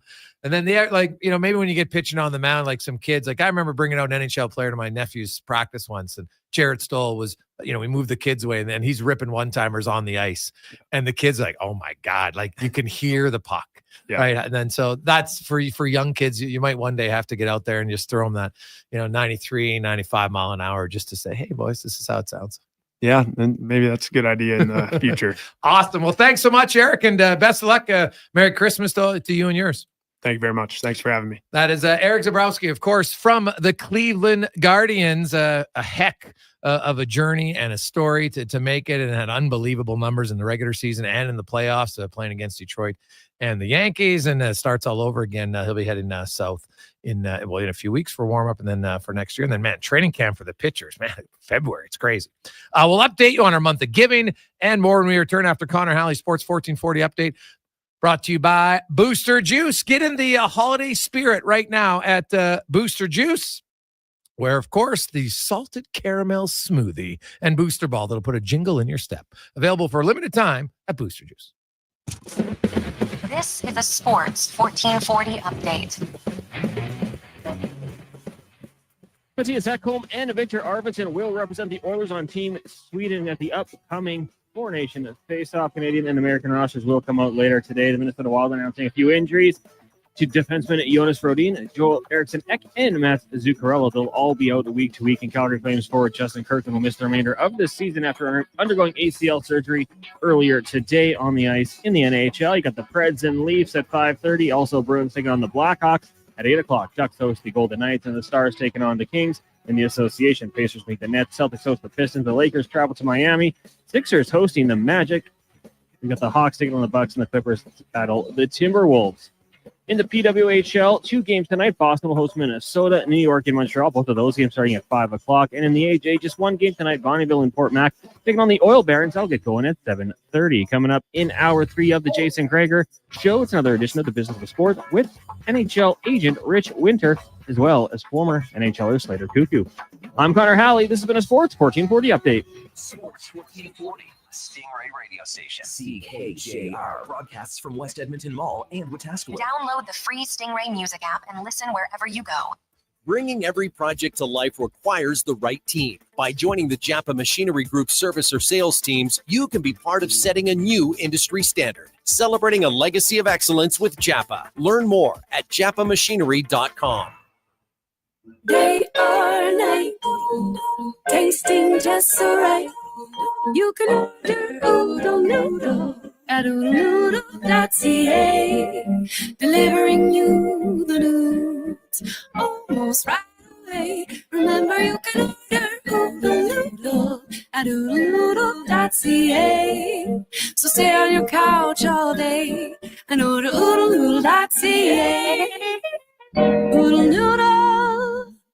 Hockey is back, and Play Alberta, Alberta's #1 sportsbook and official partner of the Edmonton Oilers, has you covered with bigger offers, boosted odds, live betting, player props, and more. New to Play Alberta? New players now receive $200 in free bets just for signing up. You already play? Get a $10 free bet for every $100 you bet. Every week, all season long. Visit playalberta.ca and make your picks today. Bonus terms and conditions apply.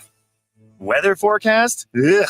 Savings forecast? Cha-ching. Save up to $225 on a set of 4 select tires, plus a bonus $50 off any service of $150 at Fountain Tire until December 14th. Restrictions apply. Fountain Tire. We're on this road together. The Canada-wide clearance is on at GMC. Get a $7,500 cash credit on 2024 Sierra 1500 Crew Cab elevation models. With Sierra's 13.4-inch diagonal premium GMC infotainment system with Google built-in compatibility. Available off-road package with hill descent control, plus an available 3-liter Duramax diesel engine. You can take the road less traveled and try new things, like fishing or whitewater rafting. I should have gone fishing. Ask your GMC dealer for details. Commissioner Allen Auctioneering's next public unreserved internet automotive RV auction is Saturday at 9 a.m. featuring City of Calgary fleet vehicles, plus vehicles from counties, municipalities, and RVs, all sold to the highest internet bidder. View on site, bid online. Info at maauctions.com. Hair Aware with Dr. Vance Elliott. Hey, Dr. Vance, does a hair transplant have to look like a hair transplant? There's a guy at work, his is totally obvious. My goal is to give every one of my patients a full natural looking head of hair, so I stay up to date on the latest innovations. This is science and, more importantly, an art. I do things differently and move more hair than is normally done, resulting in a thicker look that is also more natural. Trust a world-renowned expert in hair restoration. Book an appointment at drvanceelliott.com today. Commissioner Allen Auctioneering's next public unreserved internet automotive RV auction is Saturday at 9 a.m. featuring pickups, SUVs, vans, snowmobiles, side-by-sides, and RVs, all sold to the highest internet bidder. View on site, bid online. Info at maauctions.com.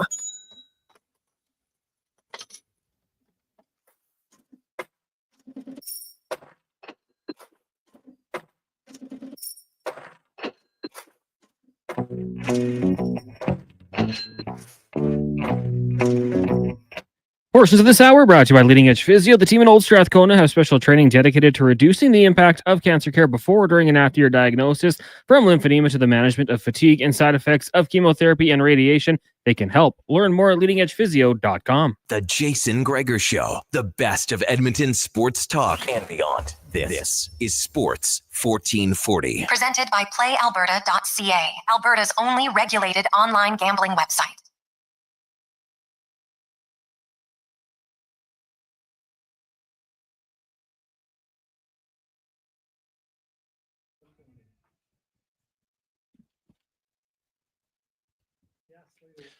Rolling through. It is Wednesday afternoon, Sports 1440, Oilers Nation YouTube and Facebook, presented by playalberta.ca. Get in the game. It's a new month. Guess what? New code, Gregor50. If you already used it for the previous month, you get a new one. Gregor50 at playalberta.ca will get you a $50 free play. TQ has went up to $16.50 on our Mr. Dirks package. Still a bargain, well undervalued, and $900 from the Tub Guy on the golf package at the ranch. You got 10 rounds at the ranch for yourself to use however you want. Then you're going to go another day. You and two friends, the three of you will tee it up with their head pro Sean Piercy. Everything's on him that day as well. If you want some on-course lessons, he can give you some of those as well. Then another day, you and a buddy will tee it up against Murray McCourt, the GM, Kevin Carries from the morning show here in Sports 1440. Once again, those two will get off their wallets. That is a rare day. Take pictures, man. Watch all the cobwebs come off of Carrius's wallet. It'll be unbelievable, and you'll have loads of fun. So if you like golfing, great day. And Tub Guy has an absolute steal right now at $900. So 833-401-1440 package 2. Package 1 is at $16.50. And today we are helping out the Brightview Elementary breakfast program, courtesy under the Mayfield Rotary. So just a simple thing as meals for kids to start their day, which is hugely important. So 833-401-1440. As we welcome in the business of sport once again, our big guest today, Rich Winter, longtime NHL agent, and we talk all different businesses, sides of sports. Rich, welcome back to the show, man. How you doing? It was an adventure getting here, I have to tell you, but otherwise good. Well, you still got summer tires on or what? No, but I had to, I didn't bring my scraper, and there must have been a quarter of an inch on. Thank goodness the guy was in the parking lot would lend me his. So I know it. There's a lot of sleet, if we want to call it there, the frozen rain today. So it was an interesting adventure. Yeah, you want to have a scraper. So hey, anybody listening, you know what to buy Rich for Christmas. He needs a scraper for his vehicle. I have one at home. I'll have to find it. Very simple things. Now, we just had Eric Zobowski, and great success story of a guy who persevered. And I love this. He goes, you know what, geez, maybe I shouldn't have been here at times. And that's a good way to look at it. But he did have some interesting news how, he had gone through double Tommy John surgeries back to back, right? And it was just like, you know what, man, I think calls his agent, I'm going to retire. And he says, his agent told him, I will fly out there and I will kick your ass if you quit. Right. So at times, you being the agent, have you ever had to, I'm sure there's times where you got to talk your player down off the ledge, but are there other times where you've had to give him a swift kick in the, to say, no, there's no feeling sorry for yourself here. Let's go. I haven't really had that experience other than, with our next guest in a sense, because I think it's taken us all a long time to understand. And I would be pushing in situations like, I think I grew up, small town Alberta, Drumheller. I'm from the suck it up, sort of family, right? Okay. So tendency is to say in those situations, no, you got to persevere. Come on, hang in. And I learned through my relationship with Slater that, and I think to some degree with my kids and with other people I've got to know over time and other athletes who have struggled, that there's more going on there sometimes. And maybe the right approach isn't to push, right? It's fine if it's an ACL tear and he needs some surgery because we can understand that. But if it's anxiety, if it's some form of other, social anxiety, maybe he's got an alcohol problem we didn't know about, maybe he's got ADHD, and we're all learning about that. And I think what we're learning more than anything, and it took me a long time, because I think I thought of athletes like everybody else, big, strong, powerful. You don't think of them getting scared. Right. You don't think of them having anxiety. You don't think of them having the same problems we do, but they do, right? They worry about their children. They've got all kinds of issues.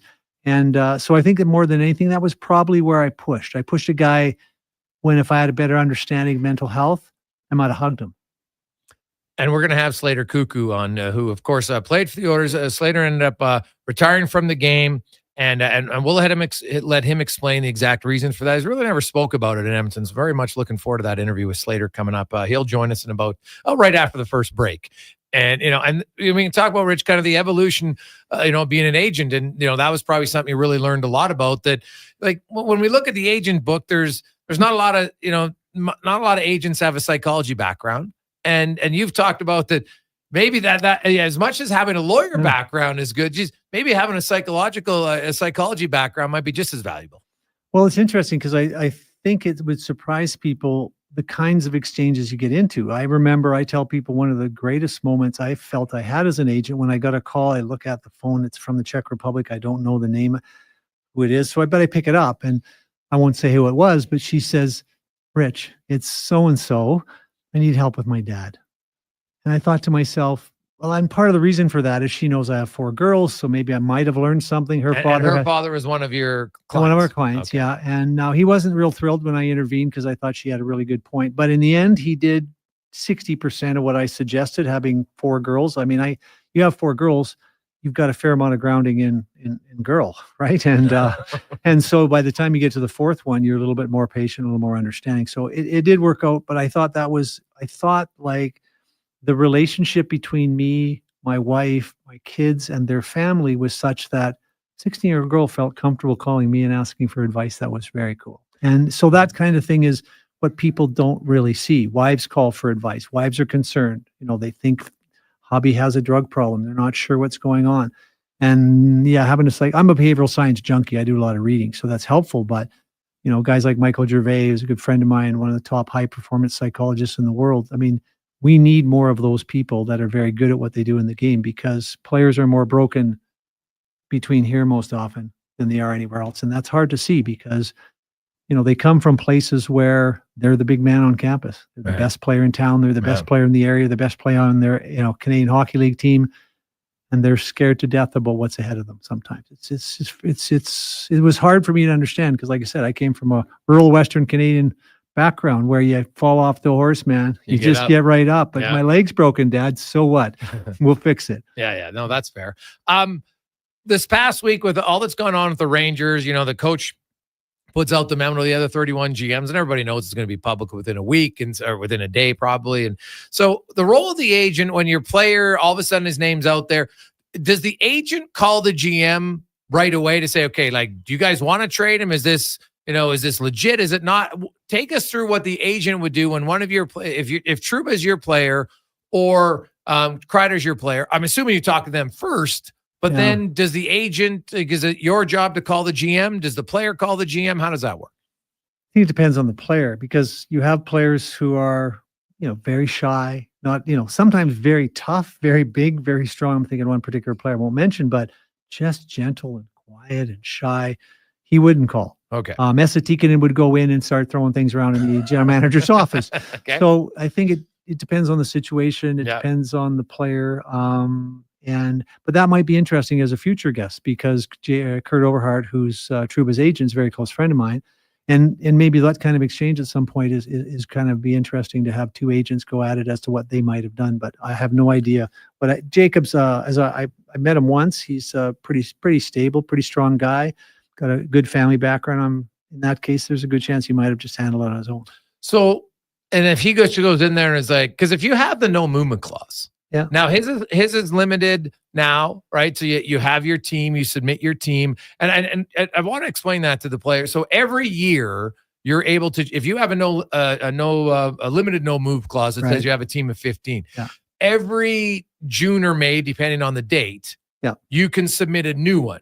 Yeah. Right? Yeah. Take us through, like, how strategic is it? Where is it like, okay, some teams are automatic because they just never want to be there. Right. But then, like, I'm assuming if you're the New York Rangers, you're like, well, I don't need to put New Jersey on my list because they're probably never changing me to New Jersey. You know what I mean? Like, do you look from year to year where who's their three biggest rivals? Probably not, because we don't see those teams ever trade there. Like, if I'm a Calgary Flame, I don't need to put Edmonton in my no move list because Calgary's never trading to Edmonton if you're a good player. It's just not happening. Well, and I think it has a lot of dynamics, because first you eliminate the ones that wife would kill me, right? Yeah. That's usually a big factor. And then, well, maybe, I have really good chemistry with so-and-so, that would be an interesting spot. Don't love the city. And then usually you'll get it down. Let's say you got 8 or 10. Now you might get it down to 14. Now you got to start filtering through that, right?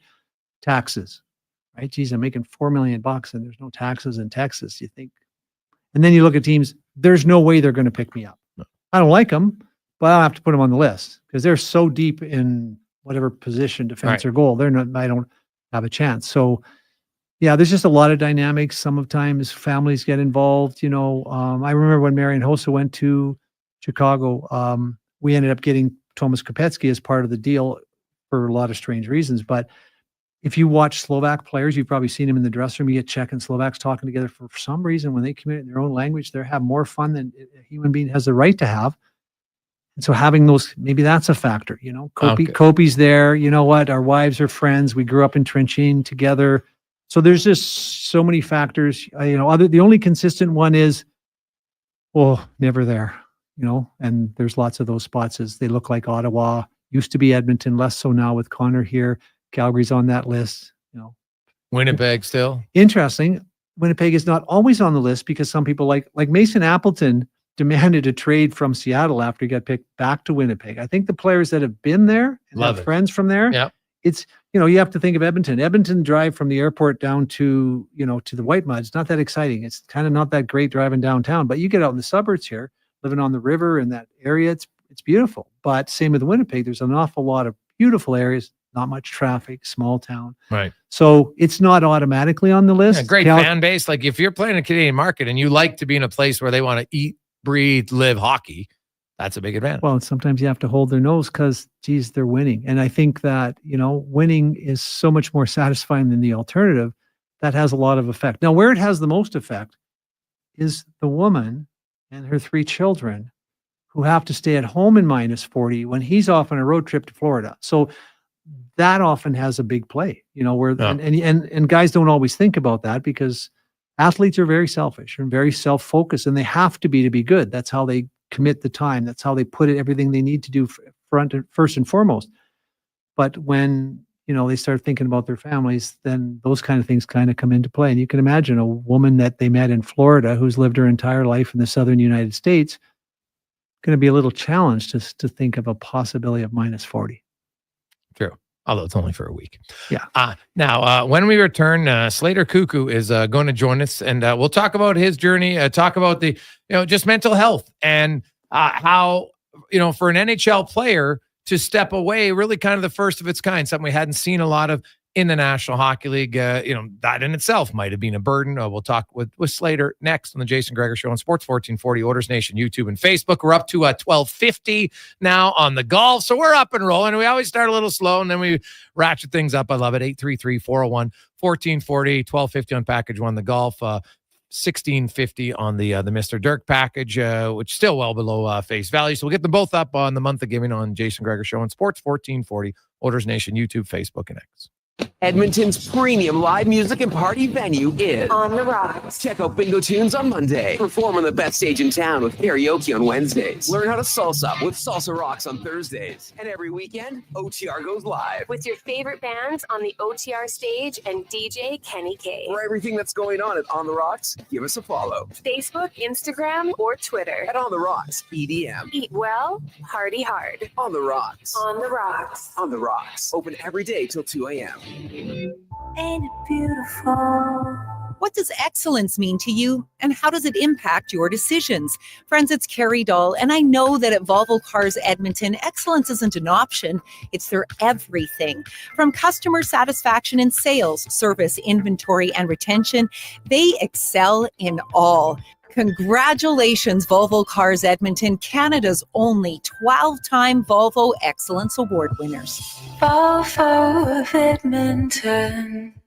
Now for today's holiday special, Legacy Heating and Cooling saves Christmas. Santa's furnace broke down in the shop last night, and the elves couldn't make any toys, that's right, because the HR lady said it's in humane conditions. But ho, ho, ho, golly gee, Santa got a 1-year guarantee, and the elves are working merrily with a brand new furnace from Legacy. Happy holidays from Legacy Heating and Cooling. Delicious news. The McDonald's meals you love are now $9.99 every day. Grab your faves like the Big Mac, 6-piece McNugget, McChicken, or Filet-O-Fish with medium fries and a medium fountain drink for $9.99 each plus tax. At participating McDonald's restaurants in Edmonton, Alberta, and the surrounding area. Prices exclude delivery. Ritchie Brothers Auctioneers presents a massive 3-day unreserved heavy equipment auction at their Nisku site, December 11th to 13th, 8 a.m. Live on site and online. On offer, core construction heavy equipment, trucks, trailers, nearly every industry covered. Register to bid online. It's free. Priority bid start December 6th. On-site viewing starts December 7th. Timed auction starts December 8th. Demand for equipment is strong. Contact your local territory manager to consign. More at rbauction.com. It's Black Friday at Canadian Tire. Shop their lowest prices of the year, in-store and online. Hurry, only until December 8th. Conditions and exclusions apply. As an Albertan, you expect the challenge of icy roads. But what you may not expect is Cross Mitsubishi helping you gear up for winter with winter tires. And now, for a very limited time, you'll receive a set of winter tires for free with your purchase. Don't wait. This offer won't last long. All from the home of the 10-10-10 warranty and Western Canada's largest 2024 Mitsubishi inventory. Cross Mitsubishi. Get your free winter tires now and drive your ambition. 9605 34th Avenue and at crossmitsubishi.ca.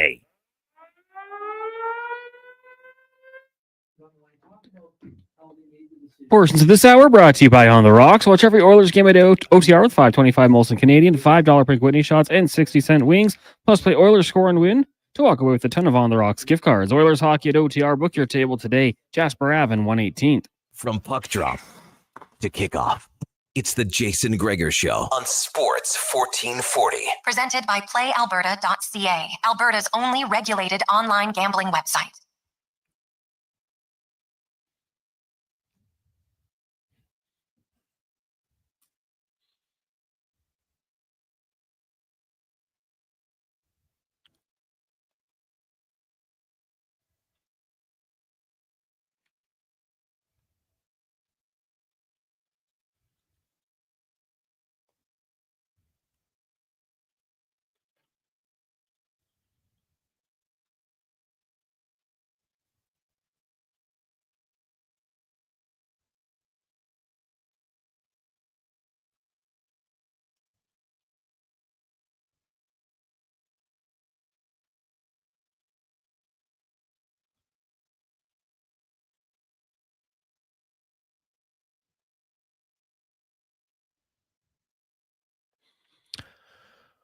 425. Welcome back.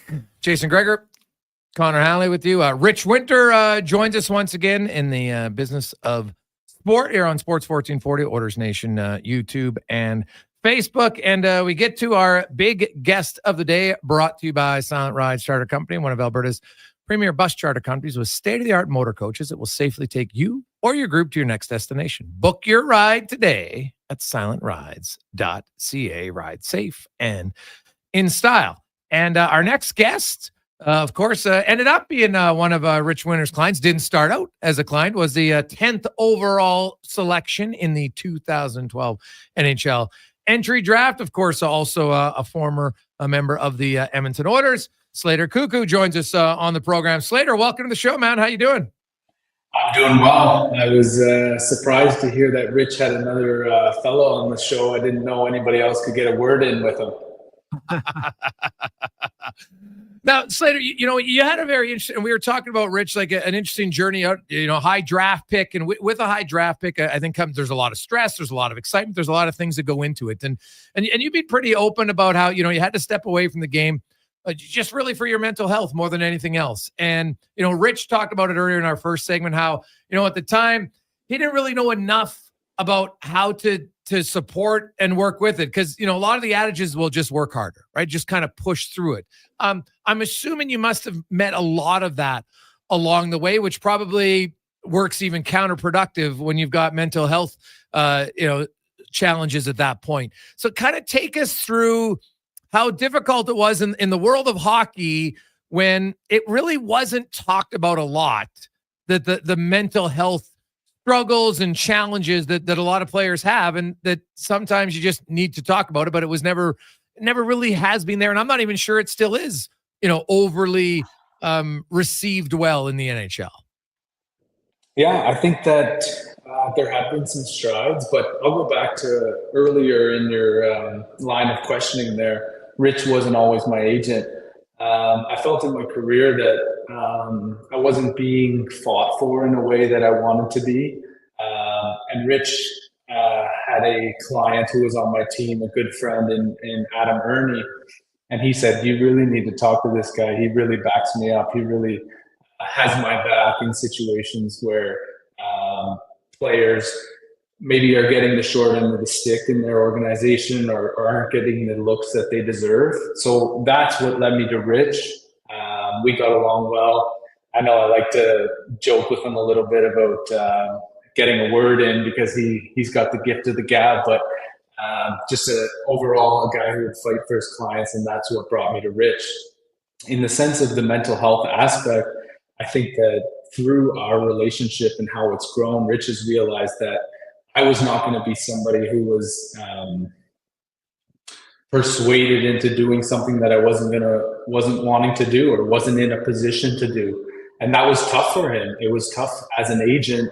They have a line of duty to fight for their clients, and it's also a business. And I know that Rich is, he gets a fee from his players, and that means a lot to his line of work as well. So in the aspect of an agent-player relationship, I think we went through a lot of learning on what that looks like.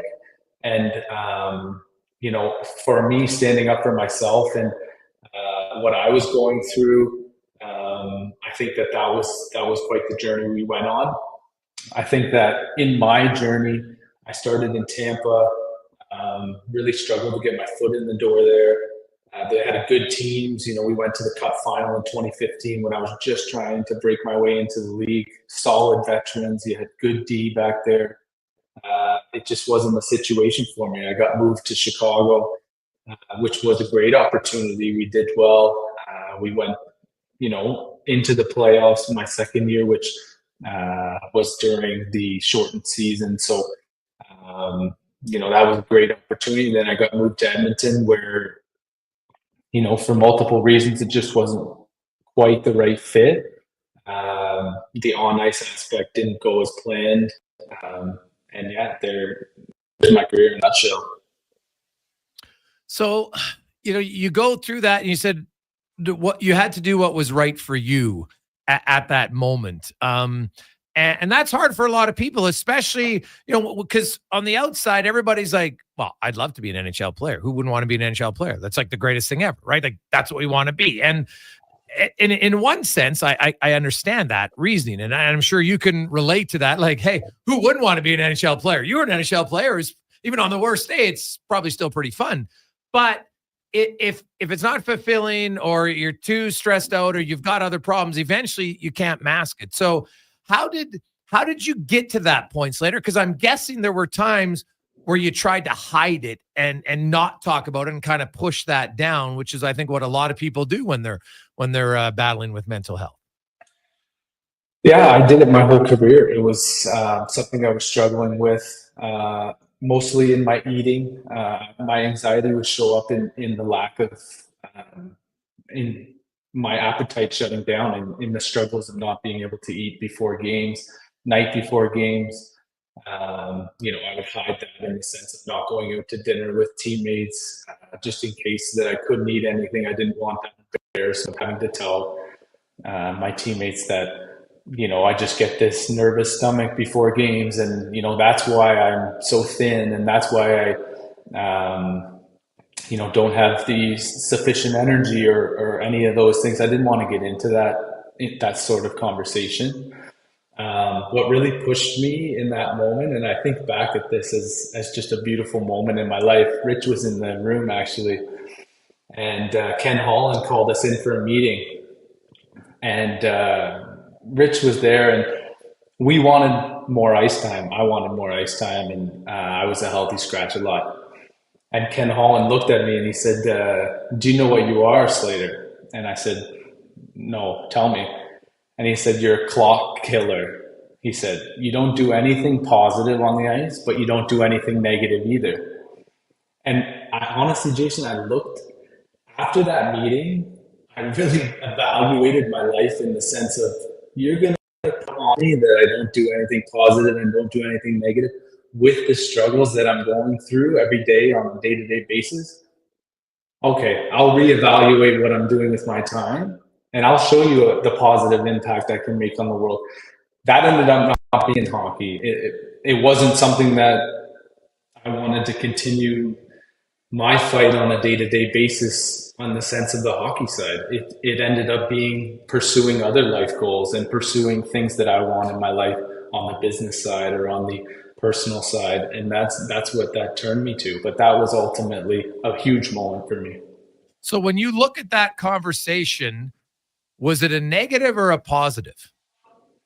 It was a positive in my life. It brought me to where I am now in this situation where, and Rich can attest to it, that I'm living for me. I'm living for what I want in this life and what I believe are my dreams and my goals.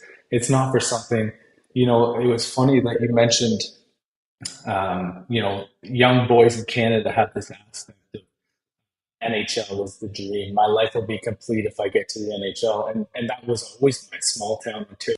I grew up in town of, in the bigger town, there was 3,000, but our town was, 75 to 100 people. Like it was very small, rural Ontario, that to get to the NHL, that was like a 0.00% chance. So to do that was huge. My grandfather played, high level hockey in the town, and, ended up becoming a school teacher.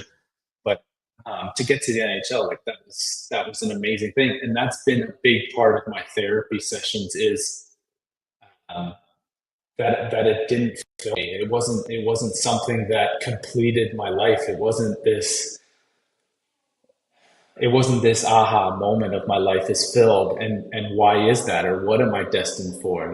That has been a big struggle of feeling guilt towards walking away when everybody would die towards it. It was and still is to this day a struggle that I go through with my therapist.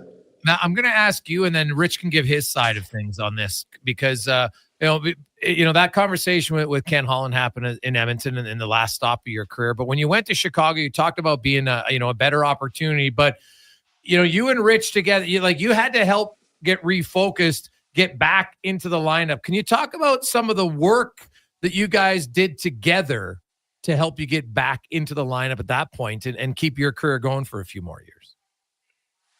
You want me to go with this, Rich? Sure. Yeah. Your perspectives, I think, way more interesting. Well, I think that Chicago, excuse me, presented an interesting opportunity. It was a young team. It was, a team that had come off super successful seasons, kind of a rebuild, young coach in Jeremy Colleton. And it was an opportunity that presented itself that I like to think I did well with that opportunity. It was, nobody was kind of set in their spots. We had a great leader in Jonathan Toews, who I was just talking to Rich about. Like, he was the best captain that I could have ever asked for. He was everything towards the young players, towards the guys on the boat. He didn't make us feel any less than any other guy in that room. And I think that that's ultimately, like, anybody you talk to about Jonathan Toews, they will share that just the human being that he is, and how he makes those around him feel valued. And that's what I really respected. And I really thrived in that situation of somebody listening and somebody, asking how I felt. He would invite everybody to dinner that wasn't exactly in the higher echelon of him or Duncan Keith or Patrick Kane. He didn't care. We were all human beings, and we were all somebody with feelings that needed to be nurtured. Call it soft or call it, somebody being vulnerable in the sense of this man's world. But he was just this ultimate leader that wanted the best out of everybody and would do anything it took to get that. And that's why I think that I had a lot of good years there. I think, Slater, it was interesting.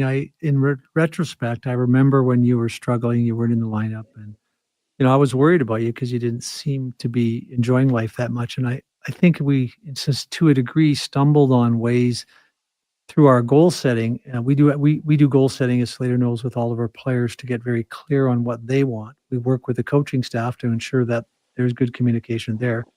But what happened was, I remember, I was just worried about Slater. Didn't really understood why he was staying home so much, or when I would go on the road and hook up with other teammates and he wasn't coming for dinner. And I understand it now, but I think what was, remember, Slater, I was so worried about you being alone. We came up with ideas like you taking the young guys who were stuck in the hotel out to do things. And I think to a degree, by accident, maybe I hit on some things that allowed you to maybe focus on something different for a while, because I think you probably played your best consistent hockey in Chicago through the playoffs there. And I think maybe, at least for a moment, we didn't solve the problem, but at least for a moment, maybe we're starting to understand how to help you deal with it. And I think what you make the point about Jonathan Toews is, I think what we all have to do is learn to be more emotionally intelligent, to learn to read the emotions of others in the room, so we can identify people like you that are struggling and maybe scared to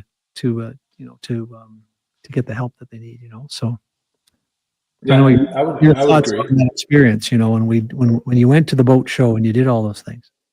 Yeah, I think that I found. I don't want to share his personal journey, but Brendan Perlini was a great friend of mine in Chicago and in Edmonton, who we leaned on each other, and we really had that relationship that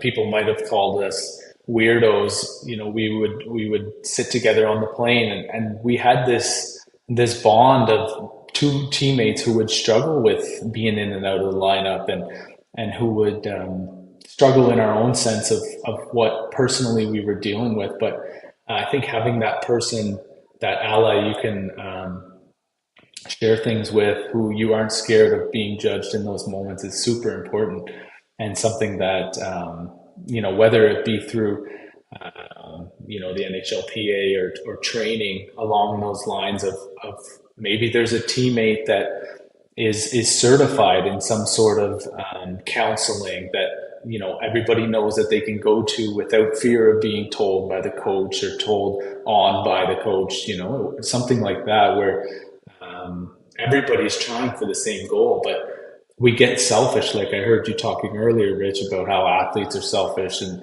everybody's so determined on their personal goal that they forget about what ultimately gets you to that goal is the 7th D sometimes. And I know you have stories out the wazoo here, Rich, about the 7th D coming into the Stanley Cup final who ends up blocking the shot or shooting and getting a rebound or something like that. But it really is interesting who becomes a factor. So don't discount the guy making league minimum and don't just shove him to the side because he's not in the lineup every night. He actually matters, and he actually is a human being that can have an impact on your team. But ultimately, why wouldn't you want to help that human being?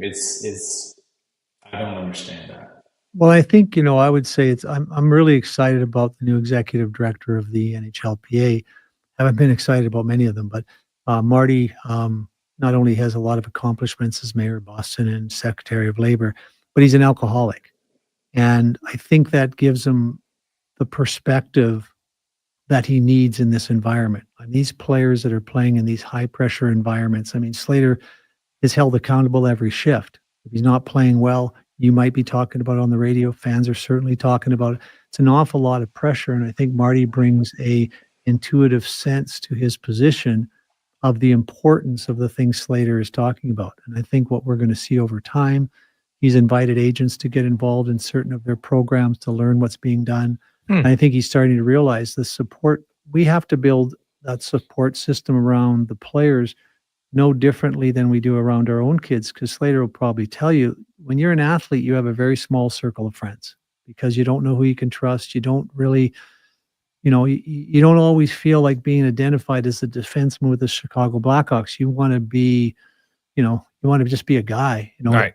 And I think that puts them in a position they don't have many people to talk to. So to hear Slater talk about Jonathan Toews, that's important. We need to educate our players so they can help their teammates. And I think the thing that, if you look at the coaches that have been very successful in various sports, Phil Jackson, Pete Carroll, Steve Kerr, the one foundational element, I don't think X and O's are important. They're modestly important, and you need to figure out where you're playing and where you're going.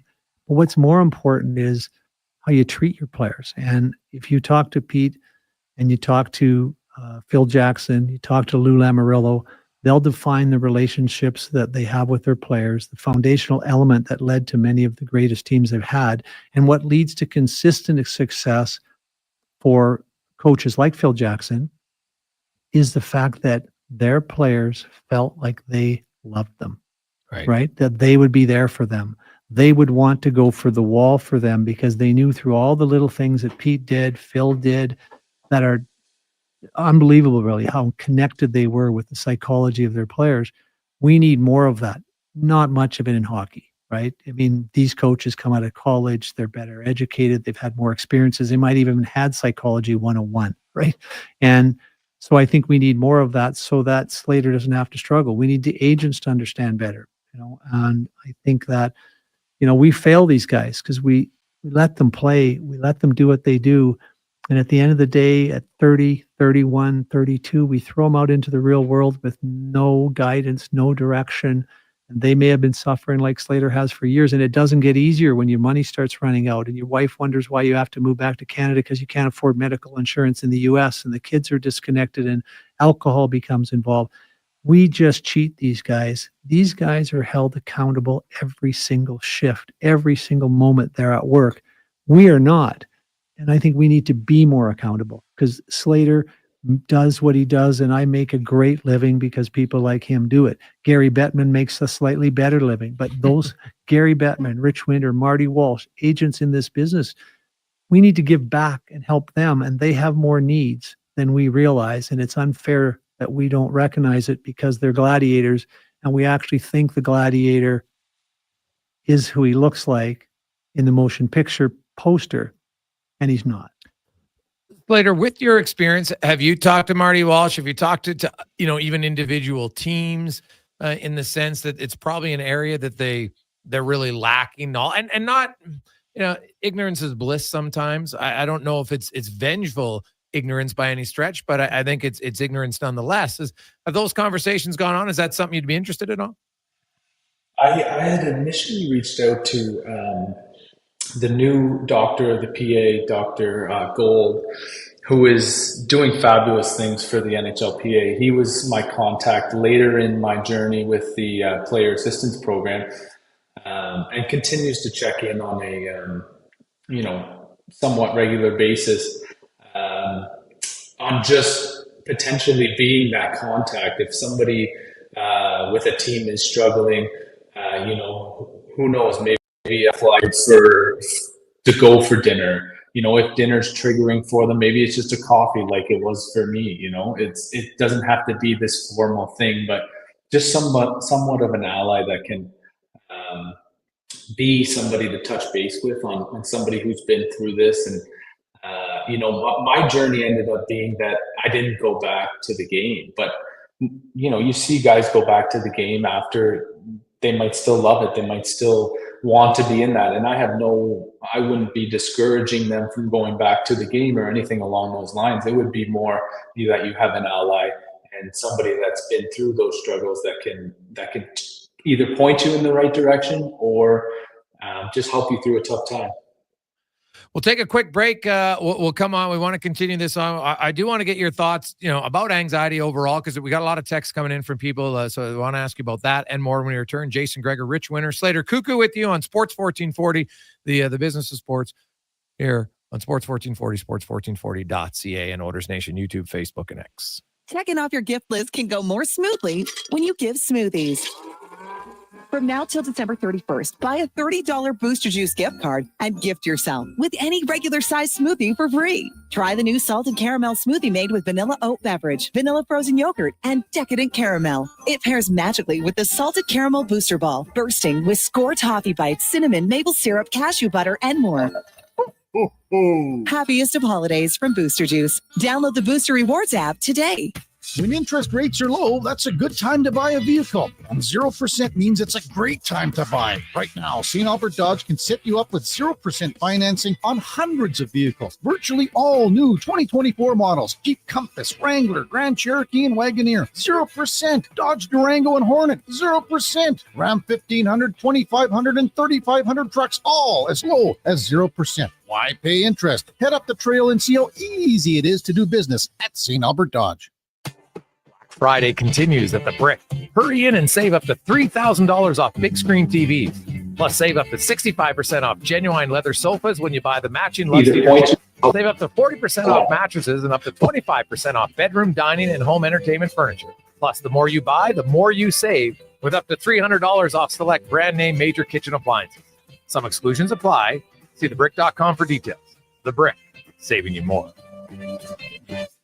The job isn't done until the last load is hauled, and having a semi-trailer out of commission is not an option. Whether replacing or adding to your convoy, Edmonton Trailer has a huge inventory of new and used semi-trailers, trusted by the gravel, logging, oil field, fluids, and freight industries. Find a trailer right for you online or at one of their 3 locations. For sales, service, parts, rental, and finance, when you're in it for the long haul, Edmonton Trailer. The Canada-wide clearance is on at GMC. Get a $7,500 cash credit on 2024 Sierra 1500 Crew Cab elevation models. With Sierra's 13.4-inch diagonal premium GMC infotainment system with Google built-in compatibility. Available off-road package with hill descent control, plus an available 3-liter Duramax diesel engine. You can take the road less traveled and try new things, like fishing or whitewater rafting. I should have gone fishing. Ask your GMC dealer for details. Diablo Boots in Canada West. 2 great names in working cowboy boots. For over 60 years, Diablo has been selling the best-made Canadian boots. Diablo has boots from sizes 6E to size 15 EE, just for you. Why buy boots made in China like Ariat, Justin, or Red Wing, when Diablo has the best quality for less, made in Canada? Diablo has working cowboy boots with replaceable soles and heels for longer life. So, save on boots by Save On Foods. That's Diablo Boots, 3340 Gateway Boulevard, on the east side of Save On Foods. Hurry in today for best selection. Hey, it's Scott from Sherwood and St. Albert Dodge. It's the holiday season, and we have some holiday specials that are better than getting new socks. We We have 0% financing on almost all new models. We have the all-new Jeep Compass, nicely equipped, starting under 35 grand. And we have holiday cashback, up to $10,000. That's right, buy a new vehicle from us and get up to $10,000 cash to deal with other holiday expenses.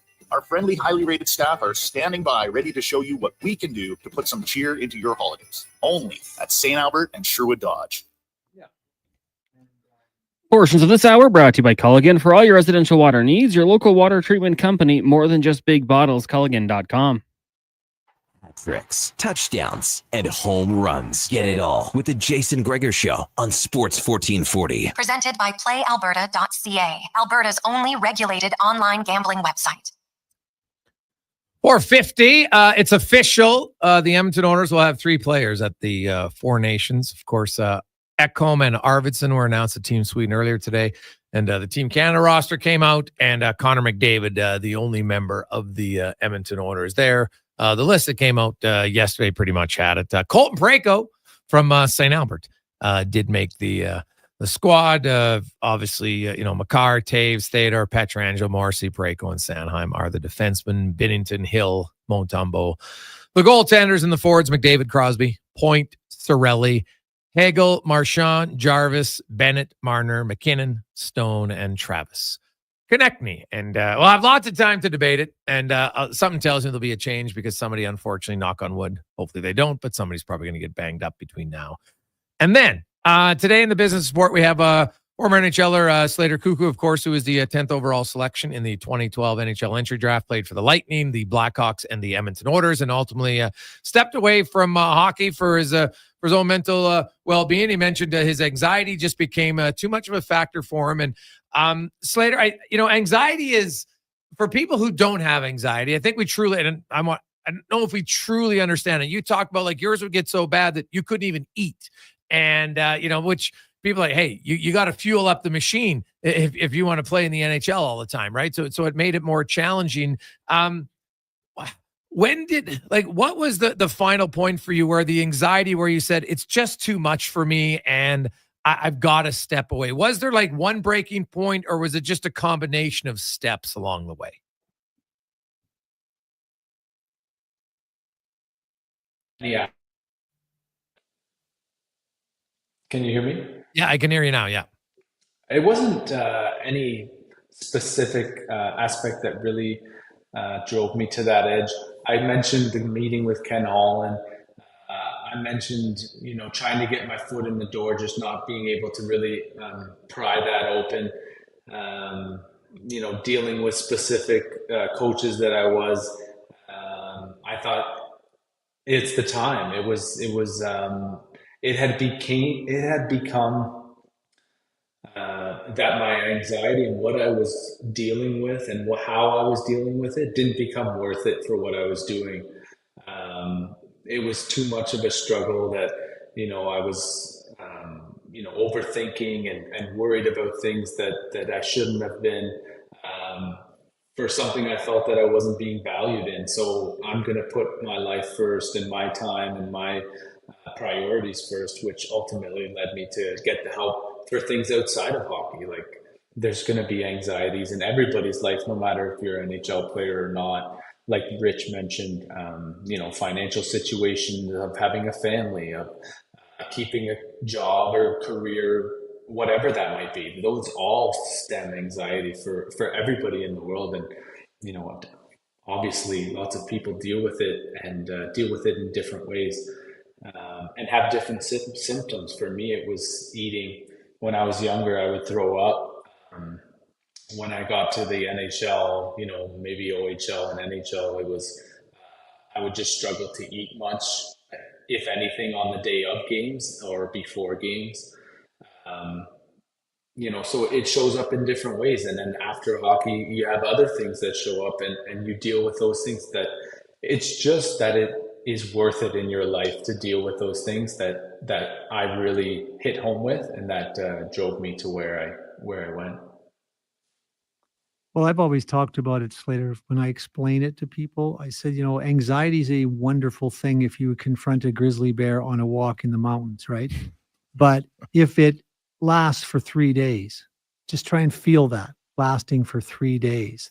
that's really hard. And I think the other thing that is so difficult for these athletes, how do you go to your coach and say, I'm under the weather, I don't feel mentally ready to play? Like, it's so much pressure not to get help from the people that are around you, that we've just created an environment where we are destroying some kids, and we don't know all the stories about older players do. They've all see their friends fall. And sometimes players, Slater lasted for 6-8 years. Other players last through their whole careers and they don't fall completely apart till it's over. We just need to really focus on making sure that we support it. It's hard to believe NHL players don't have medical coverage when they retire. Now, they can buy it for $20,000, $30,000 a year. And if you're making $5-6 million a year for 10 years, you can afford it. If you're up and down in the minors, you save, $1 million. Everybody think, well, that's amazing. You're 31, but your medical costs of coverage, you don't have enough money to pay for that for the rest of your life. You can imagine, play that out for a PHPA member in the AHL who's made $127,000 for 8 years. He can't afford medical coverage. He can't get help. He has no, and these are things, I think, part of the reason, Slater, why you come on shows like this is to maybe help people understand how important this is. Yeah, I would agree. I think that if I can help one person, and we've seen, I shared with Rich a story about my initial call to the NHLPA in the sense of looking for assistance. And the call went, my name is Slater Koekkoek. I'd like to join the player assistance program. And the first question I was asked was, what's the substance you're dealing with? And I said to the person in charge, I said, well, I'm actually not dealing with a substance, but do you want me to? Because it was driving to that, who knows where it would have led, but just because it was only anxiety, I think that's an issue. And I think that it has gotten better. We've seen some players join the program. We don't want to speculate on what it's for, but it could be for mental health reasons, and for that, I applaud them on taking that leap as I did. But I think that initial factor of it just being a mental health thing has to stop. Slater, if you could give advice to an agent, to a parent, to a coach, how is the best way to help an athlete who's dealing with high anxiety? Fascinating question. I think that everybody is so different. And I mentioned to Rich, Rich held a little bit of guilt towards not knowing how to deal with me in those situations. And I said to him, Rich, I actually thank you for, in his words, he was being a little bit pushy or a little bit maybe selfish in the way that he was wanting me to return to the game. And I said, thank you, in the sense of I needed that push back towards the game. So I knew that I was testing those waters, that this is something that I really wanted to do, that I wanted to take my life outside of the game. But I had all kinds of different people. My wife is an amazing support system. She's more on the feeling side of things, on the emotion of, are you happy in what you're doing? Are you content in the life that you're living? There are other things out there. She's been amazing on making sure that I know my value as a human being, and I know my value as a business leader or a mental health advocate, all of these things. But I needed Rich, and I would say my family, my mother and father, hardest working people I know, and kept the same career for 30 plus years. My mom is a nurse, and my dad works for Hydro One, steady, always there, never took a sick day. They just put their nose down and grind. And, they were there telling me, like, are you sure this is what you want to do? It took you so many years to get there. And I needed those different aspects in my life that ultimately everybody needs a different recipe. And I was just so thankful and so lucky that I had the one that I did. Well, I think the one thing that's really hard, and it's hard for people that haven't played professional sports to understand, Slater. It's when you're identified and recognized as an athlete, when many times you just want to be Slater, right? And it's really hard because you just don't get seen as a human being much. And that's a really insular world that they live in. I can't imagine what it's like to be Michael Jordan, where you just can't be Michael, right?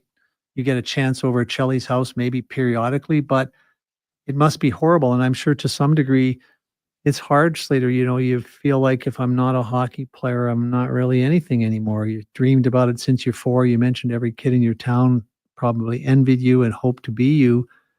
And you just want to just be with Santana, put on a fire and forget about hockey for a while and be, have friends that see you as valuable for what you're doing off the ice, doing what you're doing today or to getting involved in your business, just being there as a good husband and friend. And sometimes you just want to be a good husband and friend, and nobody seems to care about that, right? Yeah, it's interesting. It was when I first left the game, there was a lot of embarrassment, shame, looking back at statistics, 10th overall pick of, only playing 160 some games and, only having X amount of points. And my therapist, Claude, she's an athlete herself, and what an amazing human being. We probably work on it. We still have sessions at once every 2 weeks. And it's something I bring up all the time on, should I be embarrassed of that? And, I never did much with my hockey career.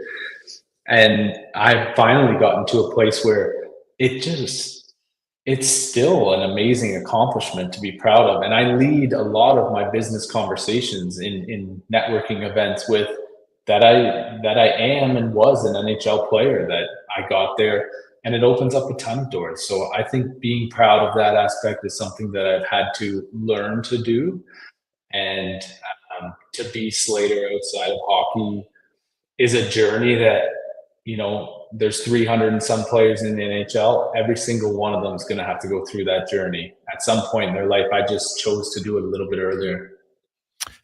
Slater, I really appreciate this. I'd love to have you back on another time because I got lots more to discuss, but we're up against it. So thanks so much for this, and happy that you have found happiness in where you're at. That's the most important thing, and really appreciate you sharing your story today. Thanks so much. Take care, okay, guys. Have a great night. That is Slater Koekkoek, who, of course, left the NHL. Anxiety just became too much for him. And, when he said, hey, I needed to go, and it's the best thing that happened to me because you know what? There's Slater Koekkoek, the person, and Slater Koekkoek, the hockey player, and they're very different. And Rich, he said, hey, man, I had to learn a lot as an agent. And I think, we can get into that next week on the Business of Sport. I think this is going to be fascinating. We're going to talk about all the new technology that's available in sport and what's being used, what isn't being used, and the benefits of it. And so I very much look forward to that next Wednesday. Have yourself a great week. Yep. Talk to you next week. Let's get to the Con Man Sports 1440 update brought to you by Alberta GMC dealers. Stop in right now as the Canada-wide clearance event is on. You can get a $7,500 cash credit on a 2024 Sierra 1500 Crew Cab Elevation. See more at gmcoffers.ca. This is a Sports 1440 update. The Coronation face-off rosters have come out. Connor McDavid, the lone Oiler representing Canada at the upcoming event. Matthias Ekholm and Victor Arvidsson will represent Team Sweden. The Minnesota Wild announcing a few injuries today. Defenseman Jonas Brodin, Joel Eriksson and Mats Zuccarello all out week to week. Calgary Flames for Justin Kirkman will miss the remainder of the season after undergoing ACL surgery today. Kirkman was injured in last Friday's 5-2 loss to the Columbus Blue Jackets. On the ice tonight at 5:30, the Leafs will host the Preds, and the Bruins take on the Blackhawks. And at 8 o'clock, Ducks host the Vegas Golden Knights and the Stars in Los Angeles. In the association, Celtics taking on the Pistons. Pacers head to Brooklyn. You've got the Heat and the Lakers. Magic Sixers. Bucks host the Hawks, and the Timberwolves taking on the Clippers. PWHL action getting going shortly. Boston hosting Minnesota and New York in Montreal. And just one game tonight in the AJ is Bonnyville in Fort Mac taking on the Oil Barons. Puck drop on that one set for 7:30. Coming up in hour 4 of the Jason Gregor Show, we will hear from Mark Spector of Rogers Sportsnet and Tyler Yaremchuk from Oilers Nation. I'm Connor Halley. This has been a Sports 1440 update. Sports 1440 in West Edmonton Mall and Wetaskiwin. CKJR is a Stingray radio station. Download the free radio player app and listen wherever you go.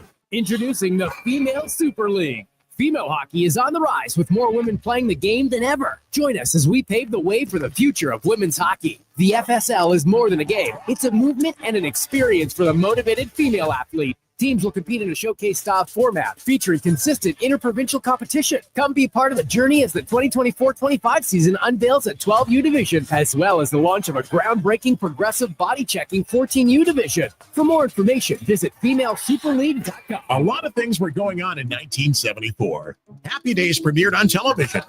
The Rubik's Cube was invented. Halley and Foreman fought the rumble in the jungle. And GS Construction started their first job. Yes, for 50 years, GS Construction has been building the infrastructure of Edmonton and surrounding areas. Think of the neighborhoods that weren't even built yet. Think of all the work that had to be done to get them built. Probably about 50 years. But for GS Construction, it's been time well spent. For more, visit gsconstruction.ca. Hockey is back, and Play Alberta, Alberta's #1 sportsbook and official partner of the Edmonton Oilers, has you covered with bigger offers, boosted odds, live betting, player props, and more. New to Play Alberta? New players now receive $200 in free bets just for signing up. You already play? Get a $10 free bet for every $100 you bet every week all season long. Visit playalberta.ca and make your picks today. Bonus terms and conditions apply. Delicious news. The McDonald's meals you love are now $9.99 every day. Grab your faves like the Big Mac, 6-piece McNugget, McChicken, or Filet-O-Fish with medium fries and a medium fountain drink for $9.99 each plus tax. At participating McDonald's restaurants in Edmonton, Alberta, and the surrounding area, prices exclude delivery. Michener Allen Auction's public unreserved heavy truck auction is this Thursday at 9 a.m. featuring Tridem, tandem and single axle trucks including cab and chassis, box and hoists, diggers, fuel lube, tractors, man lifts, pickers, plows, and van bodies. Info at maauctions.com. A career in the public service is better in Alberta. Better wages, lower taxes, better job opportunities with our thriving economy, better chances for advancement, plus a better future with new investment in healthcare and education. Public service, it's better here. Learn more and discover new career opportunities in the public sector at alberta.ca/betterhere. A message from the Government of Alberta. Michener Allen Auction's public unreserved equipment auction is this Friday at 9 a.m. featuring 3 unused 2022 Case SP 280B skid steers plus backhoes, dumpers, forklifts, excavators, mini excavators, graders, turf mowers, skid steers, utility vehicles plus commercial trailers. Info at maauctions.com.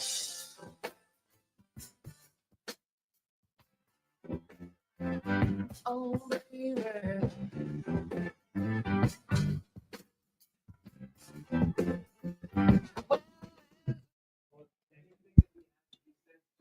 Portions of this hour brought to you by Japa Machinery. Did you know that Japa offers in-house and on-site heavy equipment service, rain or shine? Japa's service department is here for you. Get a quote now at japamachinery.com. He's Alberta's sports authority and lead touchdown winner of his family's backyard flag football games. The Jason Gregor Show on Sports 1440. Presented by playalberta.ca, Alberta's only regulated online gambling website.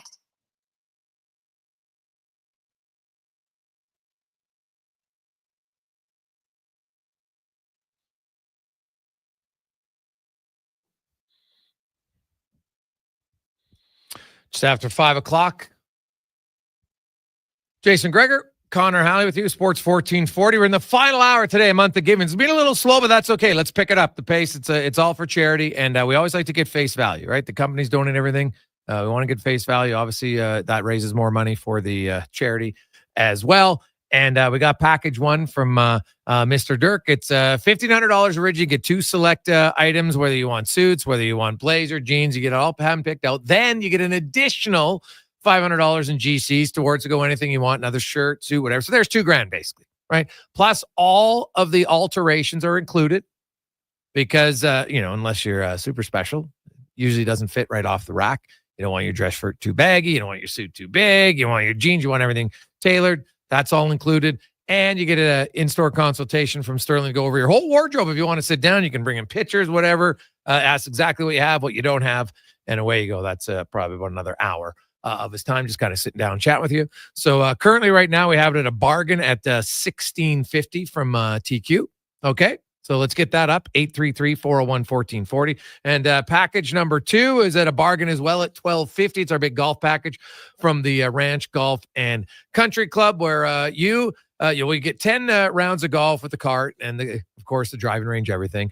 Then you have another day, you and 3 of your friends or 2 of your buddies will tee it up in a foursome with Sean Piercy, their head pro. He will pick up the tab for that day for lunch and some beverages. And if you want some on-site tips on course, can get you that as well. So which is pretty cool, because hitting it on the range is one thing when you're in the game and he sees a swing. If you want it, he doesn't like to be pushy, but it's up to you if you want it.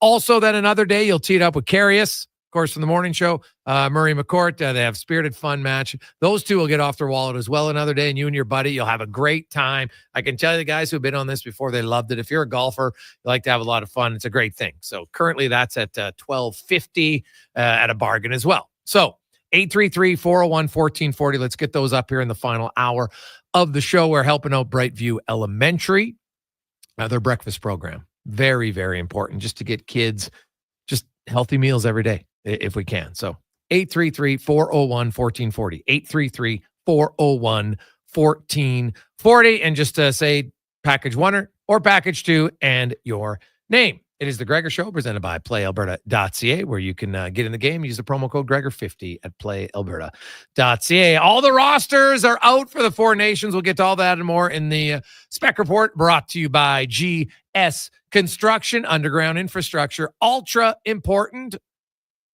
usually overlooked on what it does. Keep you rolling, whether it's on the Yellowhead, in your own community. That's what they do. GS Construction, as Mark Spector joins us. Spec, how you doing?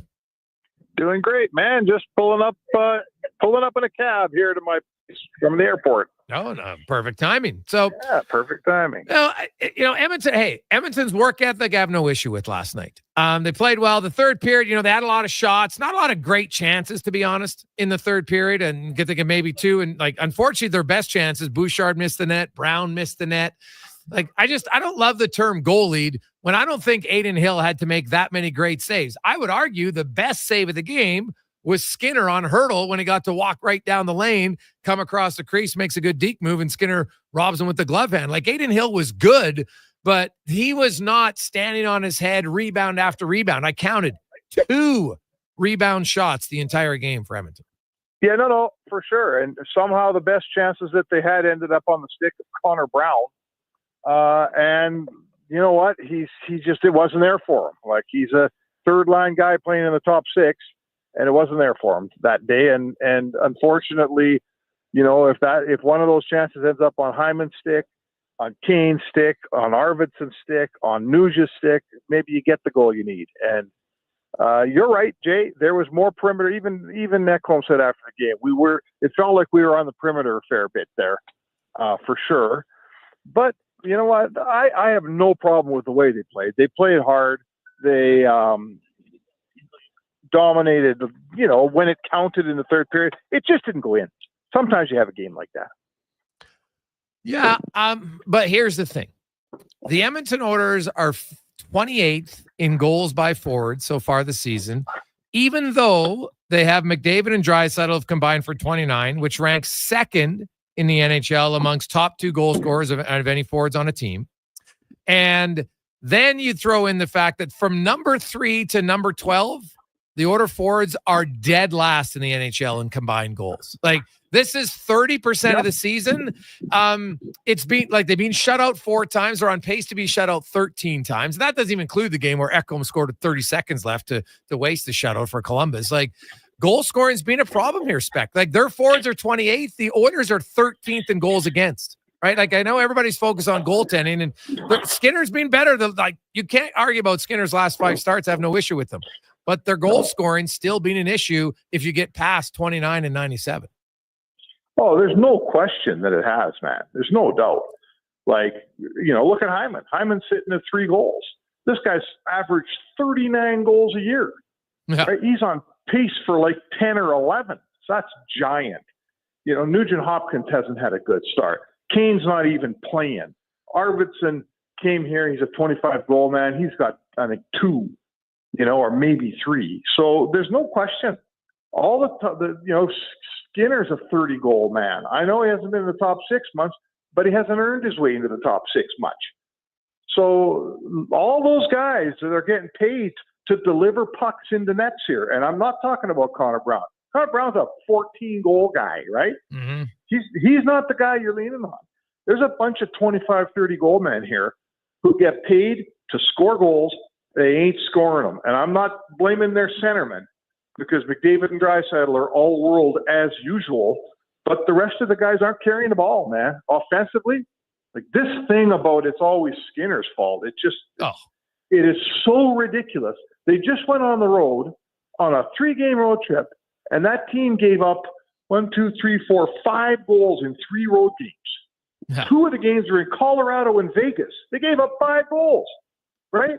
And we're talking about defensive player goaltending. I mean, give your head a shake if you're talking about goaltending here. Yeah, they gave up 2 goals in those 2 games in Vegas and Colorado. And Stu Skinner was out of his mind in the Colorado game. Some people are trying to tell me that was a bad goal last night against Vegas. I'm like, what are you talking about? He's got to push off to take the pass across. It gets stopped. It comes back right on Barbashev. Of course, he's not going to be set perfectly. It's impossible. And Barbashev said after the game, he didn't even shoot the puck at the goal. He passed it again.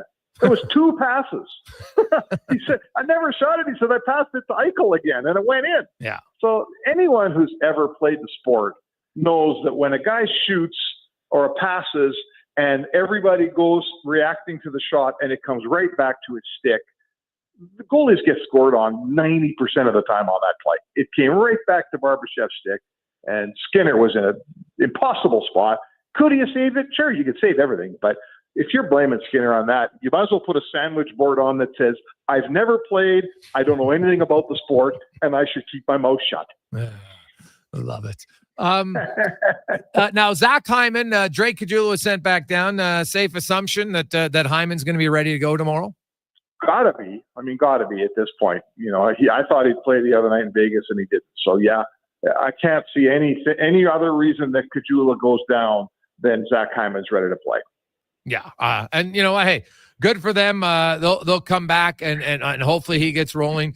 Now, you mentioned Jeff Skinner. I actually think his last 2 games, he's been more engaged. And like I was watching that game last night, Spec, and they're down, it's in the 3rd period, and Corey Perry's getting shifts with McDavid and Draisaitl. And I'm like, at some point, don't you have to at least retry Jeff Skinner? He's the next best scorer, on this roster, well, when Hyman's out for sure, that he is, to say, well, at least got to maybe give him a chance. Or is that ship sailed that there's no chance we're ever going to see Skinner there again?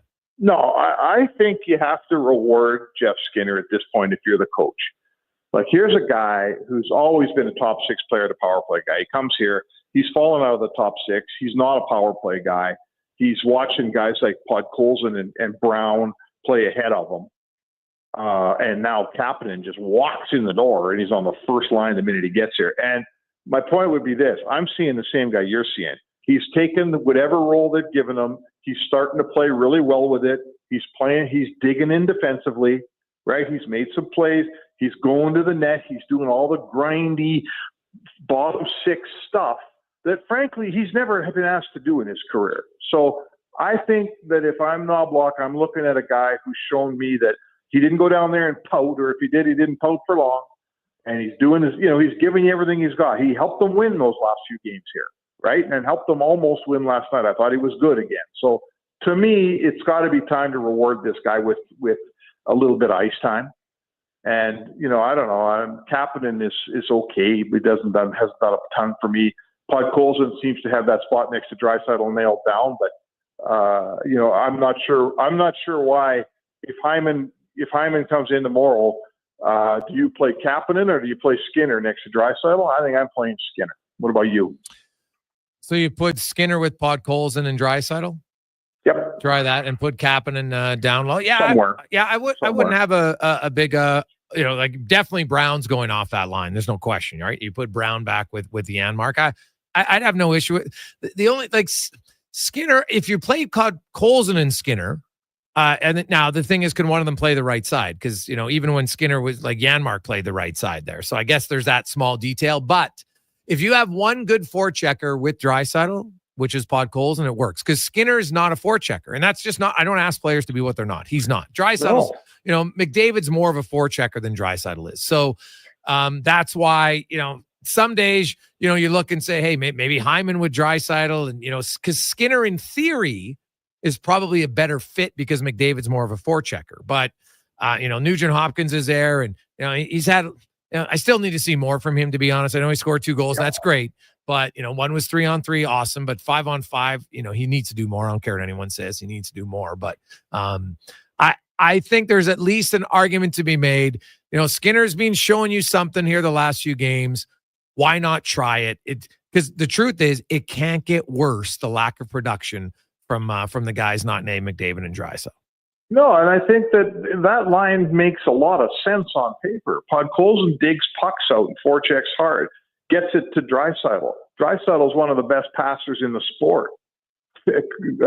Skinner, he's nothing if he's not a finisher. I know he hasn't scored many goals here, but he can score from distance. He's a guy that should be able to one-time a Draisaitl pass, and he's good at it. He's been scoring 30 goals his whole life. So the line makes sense to me. I'm not sure. I'm not sure why it shouldn't work, frankly. And Spec, lastly, Four Nations came out officially yesterday. Bouchard, Skinner not on the team. Skinner, of course, I'm not surprised by it all. Bouchard a little bit, but not a massive amount. Zach Hyman, to me, I know that he's banged up and everything, but like when the season began, I think everybody had Zach Hyman on the team. And yeah, he didn't score his chances, but that one seems more like, we're just going with the hot hands over a bigger pitcher, whereas in goal, it seems they're going with the bigger pitcher over the hot hand, right? It's kind of like 2 different evaluations. Yeah, I'd say Skinner waited too long for his hand to get hot.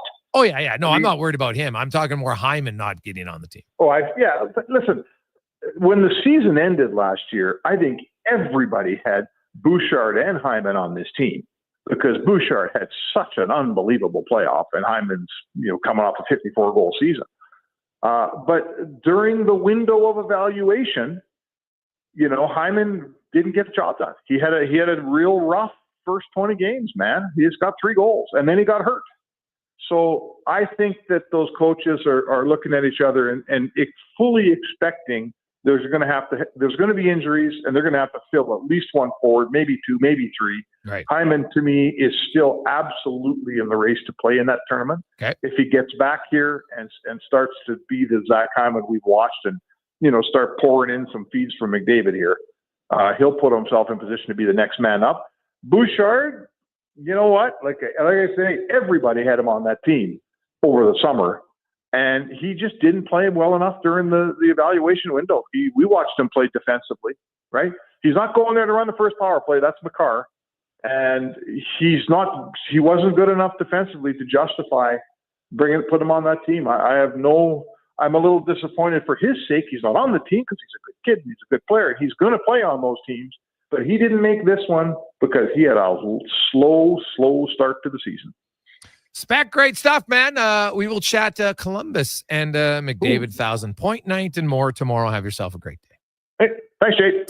There you go. It's the Spec Report brought to you by GS Construction. Had a little bidding during that segment. I love it. We got Brian came up at 2,000 and TQ's back in at 2,250. So here we're rolling on the Mr. Dirk package. Now we're talking. I love it. 833-401-1440, 833-401-1440. We'll take a quick break. We'll come back. Urem Chuck and more on the Gregor Show presented by PlayAlberta.ca. Now for today's holiday special, Legacy Heating and Cooling saves Christmas. Santa's furnace broke down in the shop last night, and the elves couldn't make any toys. That's right, because the HR lady said it's in humane conditions. But ho, ho, ho, golly gee, Santa got a 1-year guarantee, and the elves are working merrily with a brand new furnace from Legacy. Happy holidays from Legacy Heating and Cooling.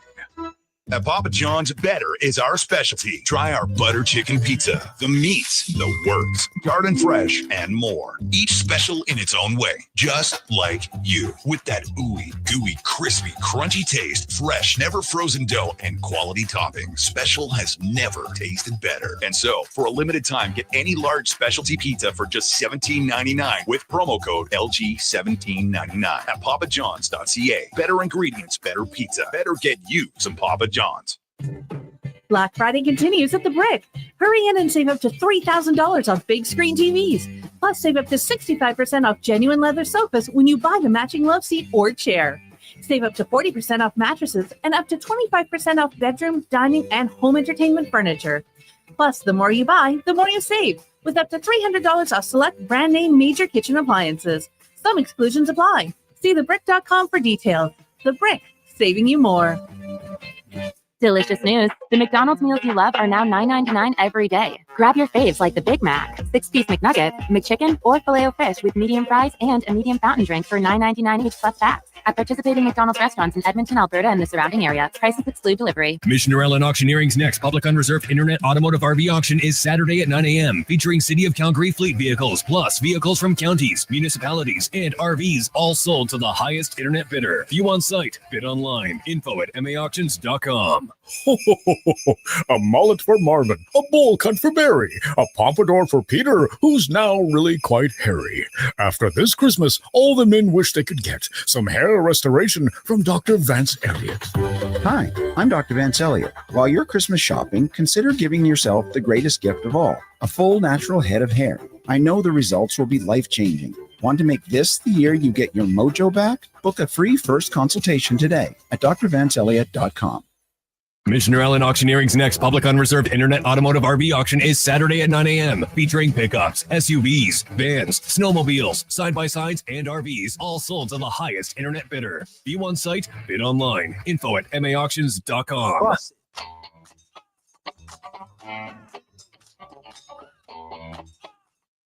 Portions of this hour brought to you by Cantork. We offer sale, rental, repair, and calibration of hydraulic, pneumatic, and battery-powered torque wrenches, stud tensioners, and flange maintenance equipment. Order today at cantork.com. The Jason Gregor Show, the best of Edmonton sports talk and beyond. This is Sports 1440. Presented by PlayAlberta.ca, Alberta's only regulated online gambling website.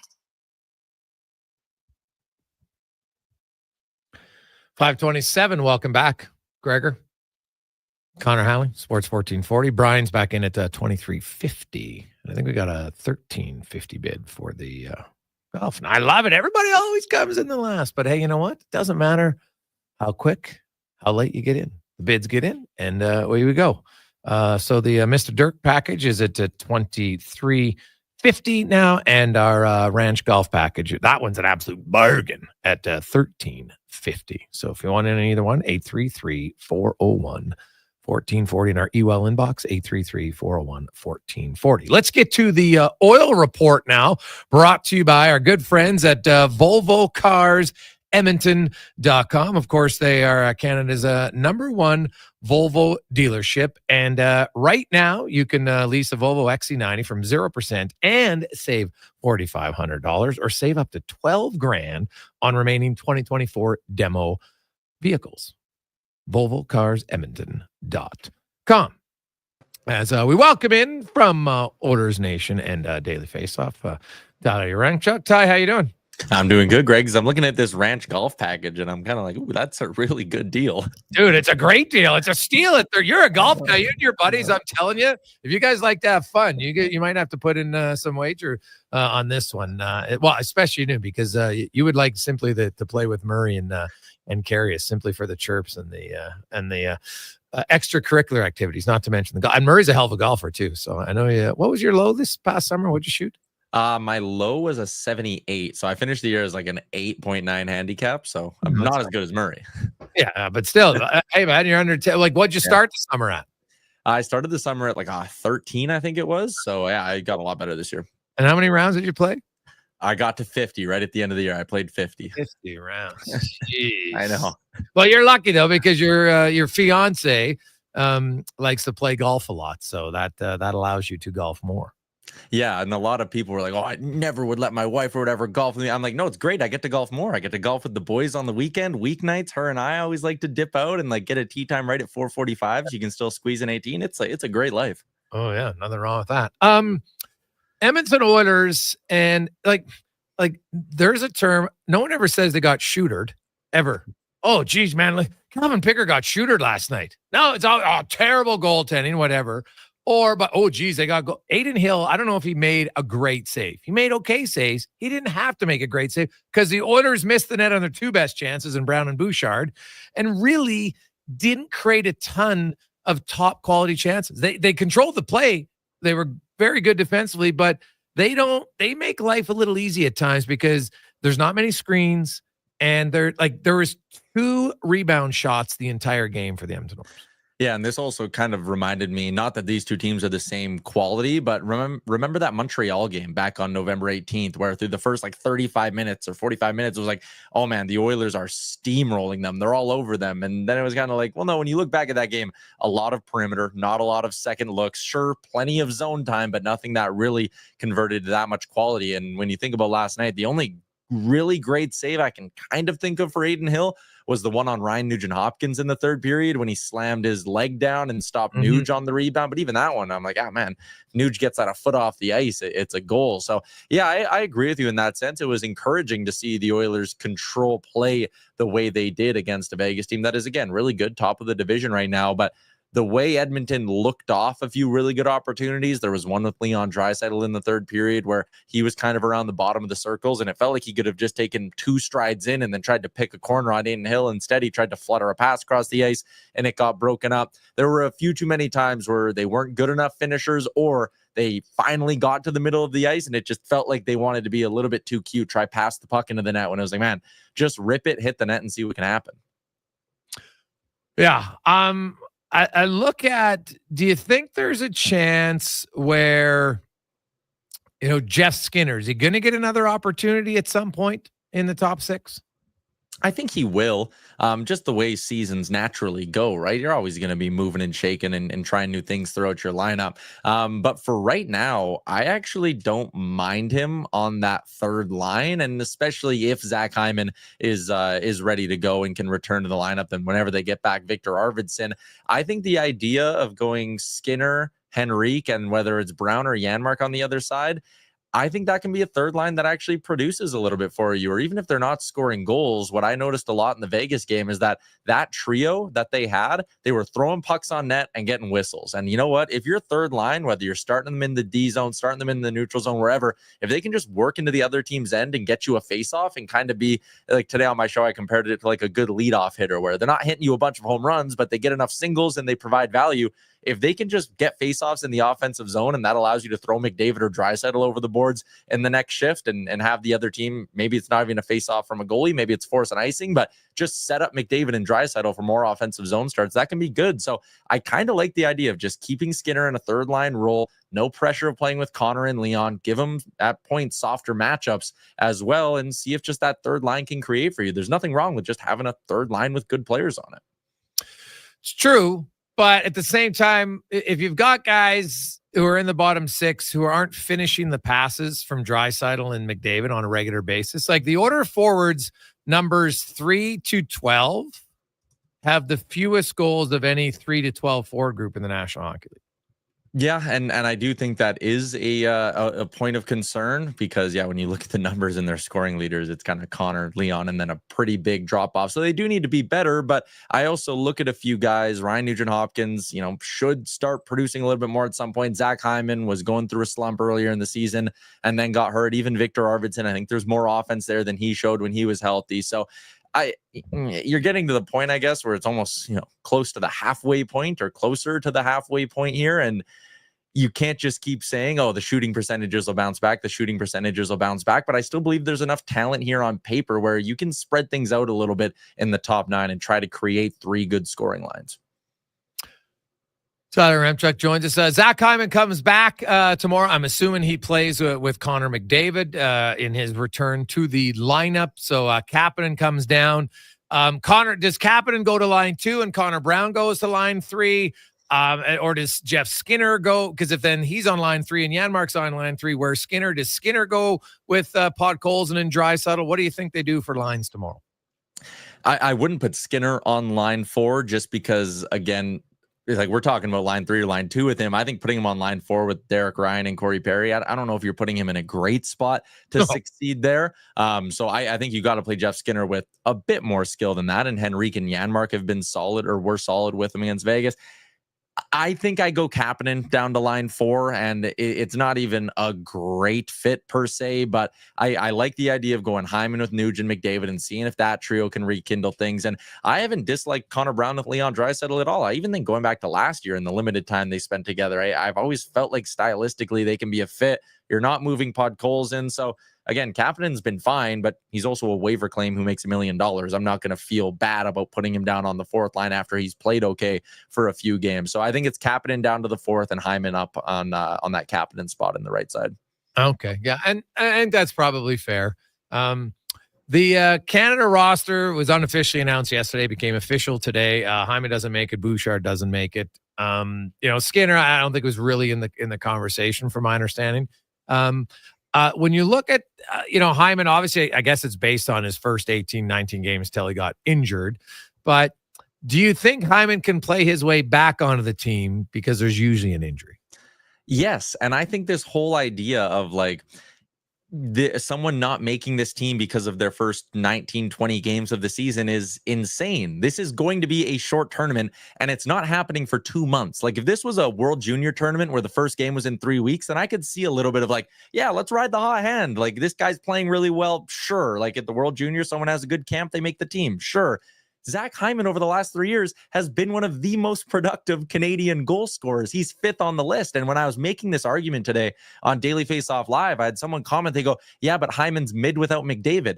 Okay, even if you're crazy enough to believe that, Connor McDavid will be at this tournament. So it's not like you have to play Zach Hyman away from McDavid. For me, I think Hyman would have been the perfect 13th forward for this team because, again, you can try a few things with Connor McDavid, and if there's no chemistry through the preseason game, or if you're worried about it through one game, then you have the fit of Hyman with McDavid, and you throw him up on the top line. He can work hard. He does all those things that a lot of those guys lower down in the lineup do. He's performed on big stages. Zach Hyman not being on this team because of a subpar 19-game start to the season and dismissing all of his body of work from the last few playoff runs and the last few regular seasons is insane to me. Quickly, what do you make of the Team USA roster, Team Canada roster, Finland, Sweden? Is there one you like better? Yeah, I think if I had to power rank them, Finland's probably 4, Sweden's 3. I honestly might like this Team USA roster more. Like, obviously, we know there's a big gap in goaltending. That is a very important position in all of this. But I like that Team USA blue line. I think up front, if you start moving some of these natural centermen off to the wing, like you could be running a top 6. That one duo is the Tkachuk brothers. They'll be a handful. The other duo is Matthews and Jack Hughes. They'll be a handful together. And I don't know. I think right now I give just on paper the edge to Team USA. They don't have McDavid. They don't have Sid, but they still have a lot of good young players. But I would also add they made some what I'd call questionable decisions too. I think not picking Tage Thompson and going with a guy like Vinny Trocheck is a mistake. I think having Chris Kreider on that team when he probably won't see very much power play time is a mistake too. So they each made some interesting decisions, I'll call it. But I think, again, goaltending's the differentiator. I give USA a slight edge. Awesome. Thanks, Ty. We will chat with you tomorrow on the rundown with Frank, as we had a Monday show off, so lots to catch up on. Yeah, sounds good. Thanks, Greg. There you go. That's Tyler Remchuk here in the Oil Report, brought to you by Volvo Cars Edmonton. We'll come back. We'll go in the room. We got lots to discuss. Scott just came in at a bid now of $2,500 for our Mr. Dirk package.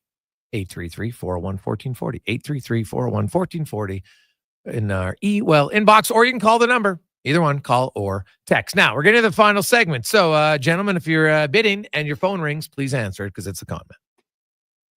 My utility bills are going through the roof. How can I take advantage of the sun and put my lazy roof to work? Sounds like a job for the men and women of Action Electrical.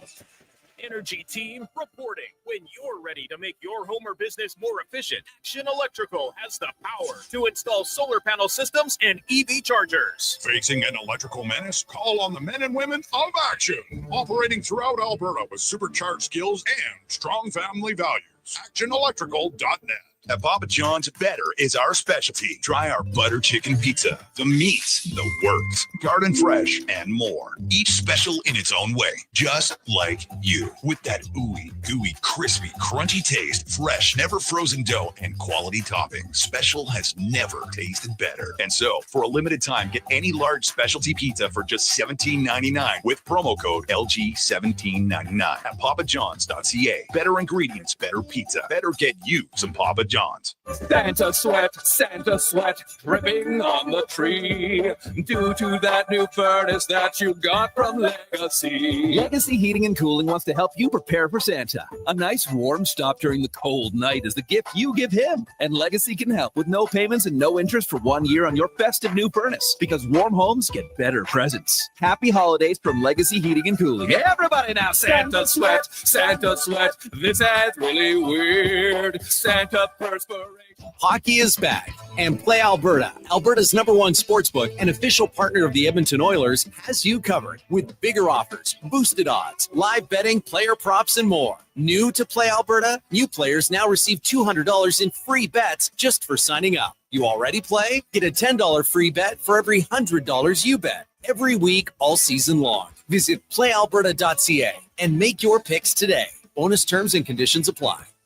Every guest gets special treatment at Sherwood Honda, but there's one visitor they wait all year to see. Ho, ho, ho. It was Santa, so they all gathered round. I know you've been a good dealer this year, but... Uh-oh, what could a but from Santa mean? But it's the drivers that are really deserving, so I'm leaving a sack full of the best cars and trucks. I think you know what to do with them. Sherwood Honda sure would know how to get vehicles into good driveways this season, and you know where to find yours.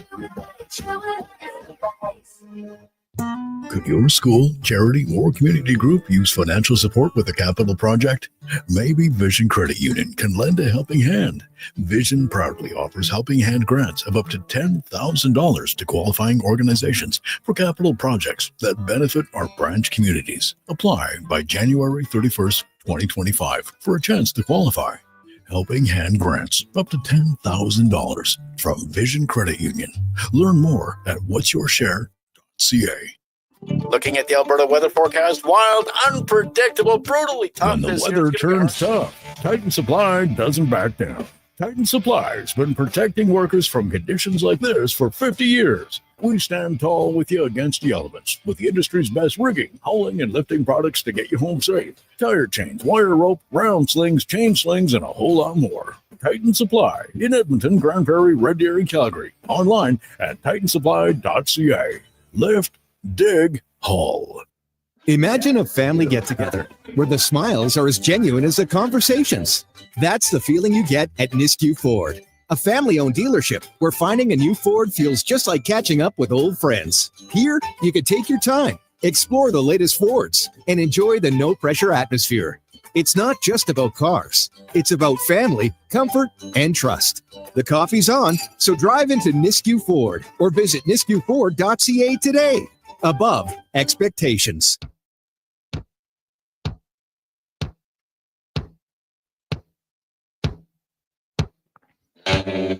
Portions of this hour brought to you by your Alberta GMC dealers. The Canada-wide clearance is on now at GMC. Get a $7,500 cash credit on a 2024 Sierra 1500 Crew Cab Elevation. See more at gmcoffers.ca. The Jason Gregor Show, the best of Edmonton sports talk and beyond. This is Sports 1440. Presented by PlayAlberta.ca, Alberta's only regulated online gambling website.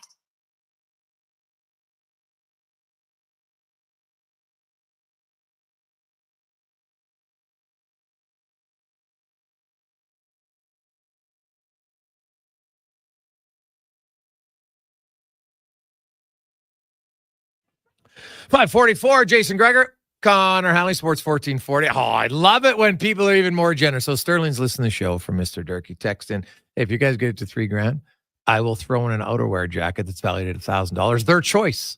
Anyone they want in store. They got a lot of them. So they Scott and Brian, TQ, balls in your court if you want to help out. And hey, it's a pretty good deal. 500 more for a $1,000 value. Woo, I like it.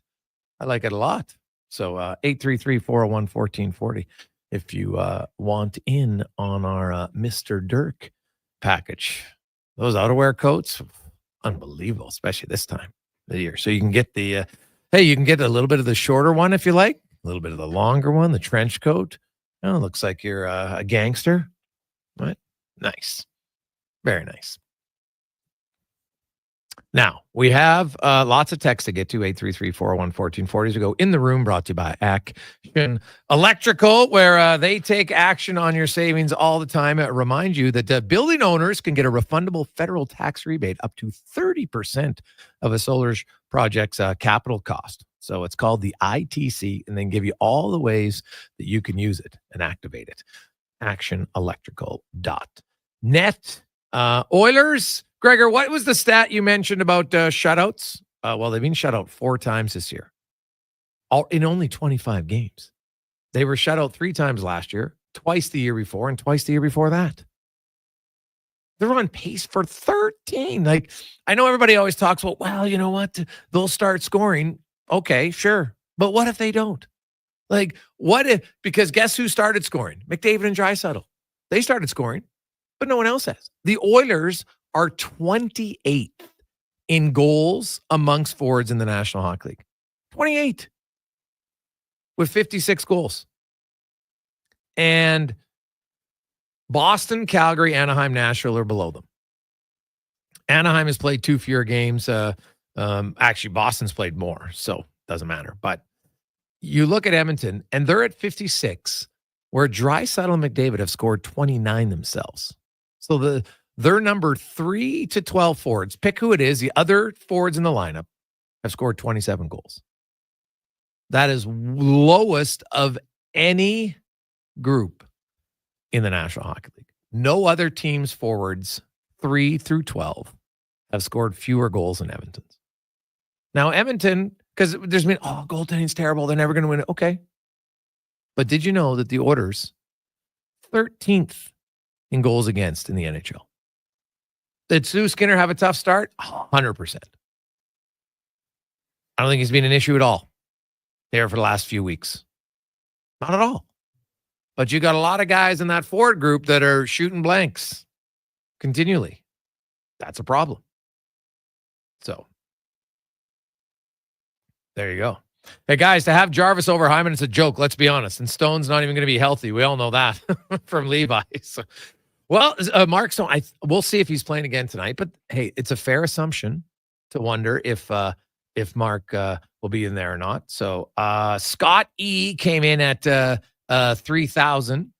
And now TQ comes in at 32. And another geez, we got 2 Scotts in here now. Holy cow. Original Scott was up to 3,200.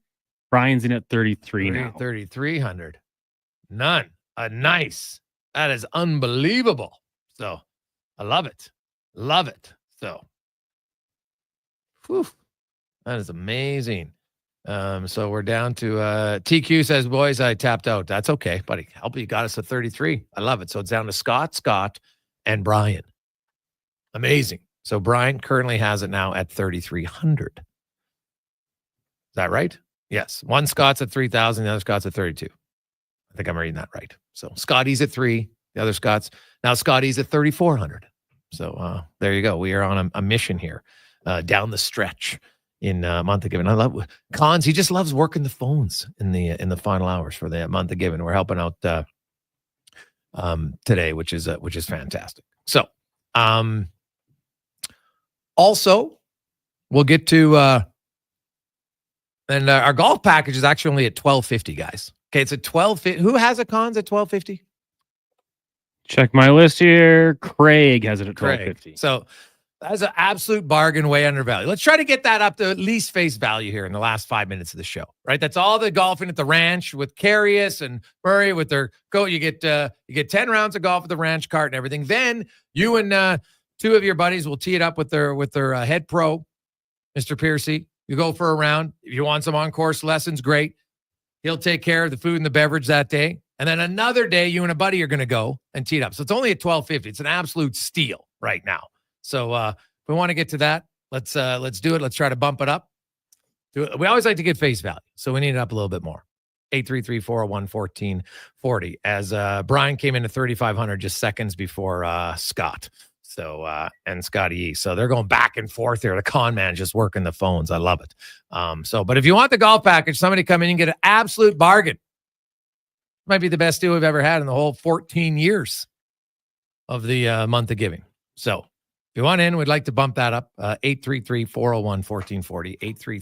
833-401-1440. Hey, Greggs, I saw that BC got their head coach. What's that mean for the Elks? Well, mark it down. Jordan Maksimic is going to be the offensive coordinator of the Edmonton Elks. It's just a matter of, obviously, he probably just found out yesterday that he didn't get the coaching job. So there'll be some disappointment there for sure. But I assume now him and his representatives and Ed Hervey and Mark Kimmel will be looking to negotiate on a deal for him to sign. All right. So there you go. And Sterling actually is in it. We got 1,500 now for the golf package. All right. So 1,500 there. And Brian currently has it at 3,500 for the no. 36, but I am calling Brian and the other Scott right now. Okay. All right. So you guys answer your phones. There you go. Cons might be working a little overtime tonight, but Sterling's in at 1,500 for the golf package. And it's the Mr. Dirk is for the it's the Rotary Mayfield for Brightview Elementary breakfast program, which is amazing program. Just it's as simple as it is. It's food for kids, and it's amazing. Just think of the difference you make every day in their life. Every day they know they got some continuity, some consistency in having a meal, and it's breakfast, and even I think they've spread it out now that it kind of helps them out with lunch too, if they make enough. So this will be a huge day for them, which is fantastic. But yes, I think we will see Jordan Maksimic as the offensive coordinator of the Edmonton Elks. I know Mark Killen, we talked to him earlier this week. They're going to look at talking to all of the other coaches. I think the one coach who will be retained from the existing staff will be Steven Sorrells, the offensive line coach. I think continuity on that position, like the OC and the DC are hugely important. I think your O-line coach is massively important as well. So there you go. The golf package from the ranch. So you get 10 rounds at the ranch, right? That cause golf cart, driving range, everything. Then you also, one day, you go, two of your buddies will tee it up on another round with their head pro, Sean Piercy, takes you out, buys you lunch, beverages, everything. Also, if you want some on-course golf tips or just like to have a great round, it's fun. But if you want some lessons, he'll do it on course. Also, you have another day, you and a buddy will tee it up against Carius and Murray McCord. They have loads of fun. Usually it happens on a Sunday. Usually it tees off about 11 o'clock. You have loads of fun. They like to have some fun games that they play, and those two will get off their wallets as well that day, and everything's on them. So that's what you get, Chris, for the golf package at the ranch. Hey guys, it's insane to me that people will blame the goalie in a 1-0 loss. How many games are you going to score win when you score 0? Oh, none unless you go to a shootout. I think last year there was 2 games out of 1,312 that were 0-0 that went to shootout. So I guess technically 1 per team. So there you have it. Cons, you still have to work the phones, or did you get a final bid? Well, we went up to 3,700 with Scott. Scott E. bailed. I couldn't get a hold of Brian. Well, we'll wait. Here's the thing. If Brian matches 37, then I'll convince Sterling to do 2 and we raise 74. There you go. How about that? So we'll talk to Brian about that. And Scotty, that's unbelievable. So, there's a phone ringing. Maybe that's him. So get him the match. That'd be unreal. There you go. Actually, Brian's in. He's in. Unbelievable. There you go. Sterling, 7,400 bucks. And we got the golf. What a great day. Here's Connor Halley, Sports 1440 update brought to you by Legacy Heating and Cooling, home of the no payments, no interest for 1 year on your furnace. Go to legacyheating.ca. This is a Sports 1440 update.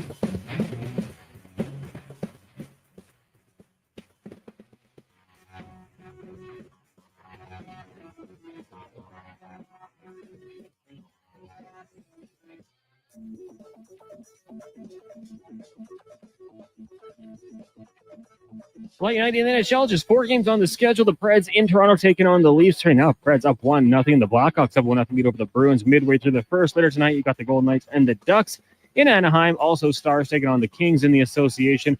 Right now, Celtics lead the Pistons 21-7. Nets up on the Pacers 13-11. The Lakers trail the Heat 23-11. And the Sixers have a 17-16 lead over the Magic. Later tonight, you got the Hawks and the Bucks, as well as the Clippers and the Timberwolves. Action in the PWHL. You got Boston taking on Minnesota, and the Montreal battles in New York. And the AJ, just 1 game tonight. Bonneville and Fort Mac to take on the Oil Barons. That'll get going at 7:30. And from the NFL, Baltimore Ravens suspending wide receiver Deontay Johnson 1 game for conduct detrimental to the team from the bye week this week, so he'll miss the following week, Week 15 matchup against the New York Giants. That's going to do it for us here on the Jason Gregor Show. Coming up next, we've got Fox Sports Radio. Live local coverage returns tomorrow morning, 7 a.m. with the Kevin Carius Show. I'm Connor Halley. This has been a Sports